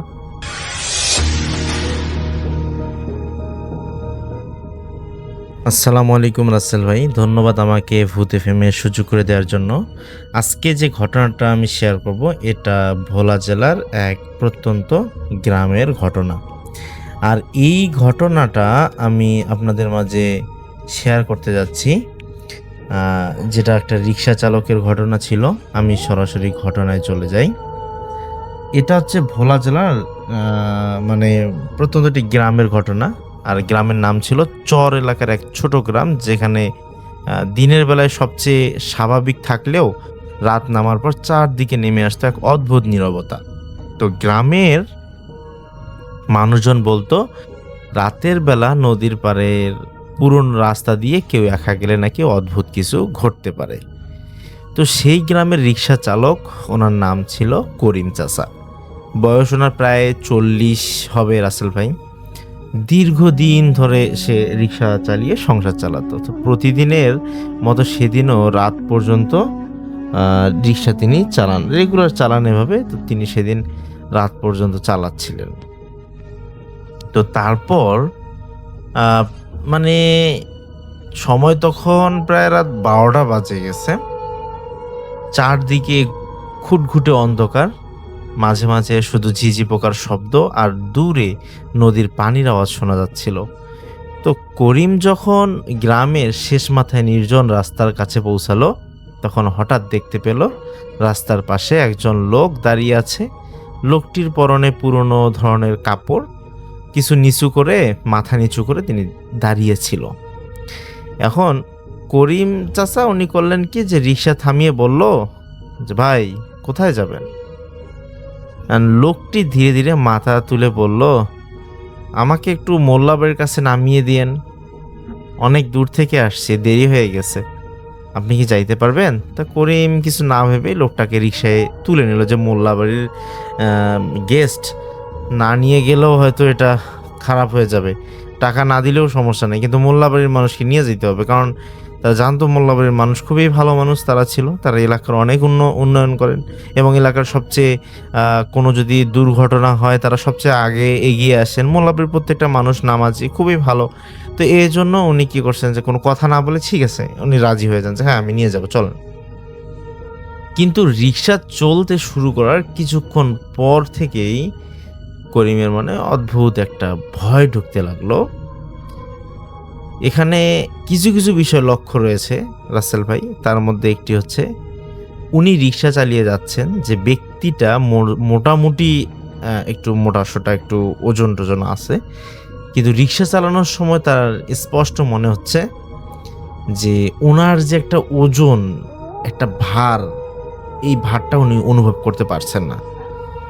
উনি রিক্সা চালক, উনি ওই করিম চাচা পিছনে ফিরে তাকাচ্ছেন যে হ্যাঁ উনি তো স্পষ্ট তার রিক্সায় বসে আছে, কিন্তু উনি তো রিক্সা চালান, রিক্সার তো ওয়েটটা কেমন তিনি তো জানেন, কিন্তু এই লোকটি ওঠার পর ওয়েটটা কেমন হওয়া কথা ওই রকম তো জানা কথা, কিন্তু ওনার মনে হচ্ছে উনি যেভাবে শেয়ার করছেন, ভাই রিক্সা মনে হচ্ছে যে রিক্সায় আমার কেউ নেই, এটা মানে কোনো ওজনই নেই, তার ওয়েটই নেই, এরকম একটা মানুষকে আমি নিয়ে যাচ্ছি, জিরো ওয়েট হলে যেমন হয়।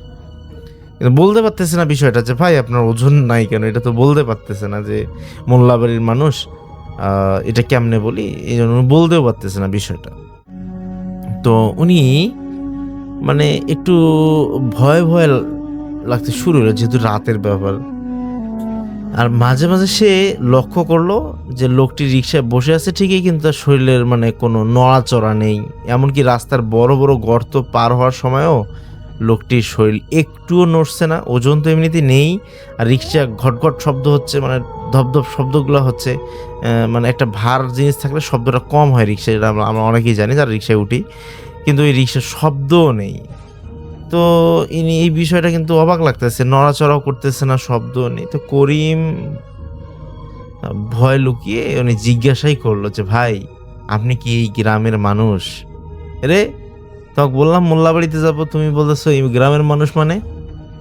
তো ভাই মোল্লাবাড়ির সবাইকে চিনি, আপনাকে চিনলাম না। কয় যে মোল্লাবাড়িতে আমি আসলে কমই আসি, তবে আজকে খুব দরকার এজন্য আসছি, গেলেই বুঝতে পারবো আমি কে। তো ইনি পরে পিছন থেকে আস্তে আস্তে একটা শব্দ আসলো যে যে হ্যাঁ আমি একসময় মোল্লাবাড়িতে ছিলাম কিন্তু এখন নেই। তো কথাগুলো কেমন একটু অগোছালো লাগতেছে তার। তো করিমার কথা বাড়ালো না সেখানে। কিছুক্ষণ পর তারা গ্রামের পুরনো মোল্লাবাড়ির সামনে পৌঁছালো। জায়গাটা অনেক বছর ধরে পরিত্যক্ত ছিল। বাড়ির সামনে রিক্সা থামিয়ে করিম বলল, ভাই আপনার জায়গা এসে গেছে। কোনো উত্তর পেল না। করিম পিছনে তাকিয়ে দেখলো যে রিক্সার পিছনে যিনি থাকা কথা তিনি আর রিক্সার পিছনে নাই, রিক্সার সিট টোটালি খালি। মানে উনি কিন্তু এই যে নামলো রিক্সা থেকে বা কেউ চলে গেলে যে একটা বোঝা যায় না রাসেল ভাই যে তিনি নামতেছেন, উনি জাস্ট রিক্সাটা রানিং অবস্থায় দাঁড় করালেন এবং তিনি রিক্সা থেকে নামলেন। নামার পর তাকিয়ে দেখেন রিক্সায় কেউ নেই। বলেন সেখানে আসলে যে কেউ করিম চাচা ছাড়া অন্য কেউ হলে আসলে কলিজা শুকিয়ে যাইতো এরকম একটা ঘটনা ঘটলে। সে চারদিকে তাকাতে লাগলো। হঠাৎ তার চোখ পড়লো রিক্সার সিটে রাখা একটা পুরনো কাপড়ের ব্যাগের দিকে। তো ব্যাগটা খুলে মানে উনি ভাবছেন কিরে মানুষটা ব্যাগটা রেখে গেল এবং তিনি নেই, প্রস্রাব করতে যাবে আমাকে তো বলবে, কোনো রকম নেই। আশেপাশে তিনি লাইট জ্বালিয়ে দেখলেন কোনোভাবে নেই। আর ওনার তো রিক্সার মধ্যে একটা হারিকেন লাগানো। তো উনি চেষ্টা করলেন যে ব্যাগটা খুলে দেখতে। ব্যাগটা খুলে ভিতরে একটা পুরনো ছবিতে দেখা যাচ্ছে ঠিক সেই লোকটি দাঁড়িয়ে আছে। করিম ভয় পেয়ে দৌড়ে বাড়ির পাশের এক বাড়িতে গিয়ে দরজায় ধাক্কা দিল। বাড়ির বৃদ্ধ লোকজন বের হয়ে আসলে করিম সব ঘটনা খুলে বলল। তো বৃদ্ধ লোকটি ছবি দেখে থমকে গেল। তারপর কাপা গলায় বলল, বাবা এই মানুষটা তো প্রায় 25 বছর আগেই মারা গেছে। উনি এই মোল্লা বাড়ির ছেলে ছিলেন। মৃত্যুর আগে উনি বলছিলেন একদিন তিনি আবার নিজের বাড়ি ফিরবেন। তবে করিমের শরীর ঠান্ডা হয়ে গেল এবং তার শরীরে যে লোম দাঁড়িয়ে গেল, কারণ তখনও তার রিক্সা সিটে সেই পুরনো ব্যাগটা পড়েছিল। একটা মানুষ তার পিছনে ছিল, তার ব্যাগটা এখনো আছে, কিন্তু সে মানুষটা নাই। এ বিষয়ে তো আসলে অবাক। তো উনি লোকজন ডেকে জড়সড় করে সেই ব্যাগটা খুলতে গেলেন এবং ব্যাগটা খোলার পর ওখানে মানে এমন সব কিছু ছবি দেখতে পেলো যে ছবিগুলোতে দেখা যাচ্ছে যে এই মোল্লা বাড়িতে মানে কিছু কিছু রুম পরিত্যক্ত হয়ে আছে, যে রুমগুলোতে কেউই যায় না। তো ওই রুমের ভেতরে দেখা যাচ্ছে মানে কিছু কিছু ছবি, যে যিনি এই রিক্সায় ছিলেন তার ওয়াইফ সহ সেখানকার ছবিগুলো স্মৃতিচারণের জন্য তার কাছে এখানে রেখে গেছে। তো এগুলো দেখার পর ওখানে শুধু ছবিই ছিল, বিভিন্ন ধরনের বিভিন্ন ভাবের ছবি। তো এগুলো দেখার পর তিনি বললেন যে চাচা এটা এরকম একটা ঘটনা ঘটলো। তা উনি বলছেন আরে বাবা, মানে বলছেন যে তোমার আসলেই তোমার রিক্সায় আসছে, ওরা কিন্তু বিশ্বাস করতে মানে পারতেছে না। তো পরে বলো যে জি চাচা শিওর আপনি, যে আমি তার সাথে কথা বলতে বলতেও আসছি, কিন্তু আমার অদ্ভুত ঘটনা কিছু লাগছিল। সেটা হচ্ছে যে উনি যে আমার রিক্সায় বসেছিল এটা আমি কোনোভাবেই টের পাইনি এবং আমি বুঝতেও পারতেছি না যে উনি আমার রিক্সায় ছিলেন। এরকম ধাক্কা লাগলে রিক্সা এরকম নড়াচড়া করতো উনি কোনো নড়তো না, এরকম একটা অবস্থা। কেমন অদ্ভুত লাগছিল আমারও। তো চাচা এখানে কেন আসতে চাইলো সে, আর কেন ফিরতে চাইছিল? তখন উনি বলল যে আসলে এই মোল্লা বাড়িতে ওনাকে যে বাকি ভাইরা ছিল আসলে ওনাদেরকে ডাক দেয় নাই, আর মোল্লা বাড়ি কাউকে ডাক দেয় নাই। ও কিন্তু রাগ করে এই বাড়ি থেকে চলে গেছিল। তো যাওয়ার পর পরে হঠাৎ শুনতে পাওয়া যায় যে তিনি মানে একটা বেওয়ারিশ লাশ হিসাবে তাকে মেডিকেলে ছিল। পরে গিয়ে খোঁজ খবর মিলে যে এটা মোল্লা বাড়ির বড় ছেলে ছিল। তাই এরা কাউ তাকে জমি ভাগ নিয়ে ঝামেলা ছিল, অভিমান করে বাড়ি থেকে চলে গেছিল।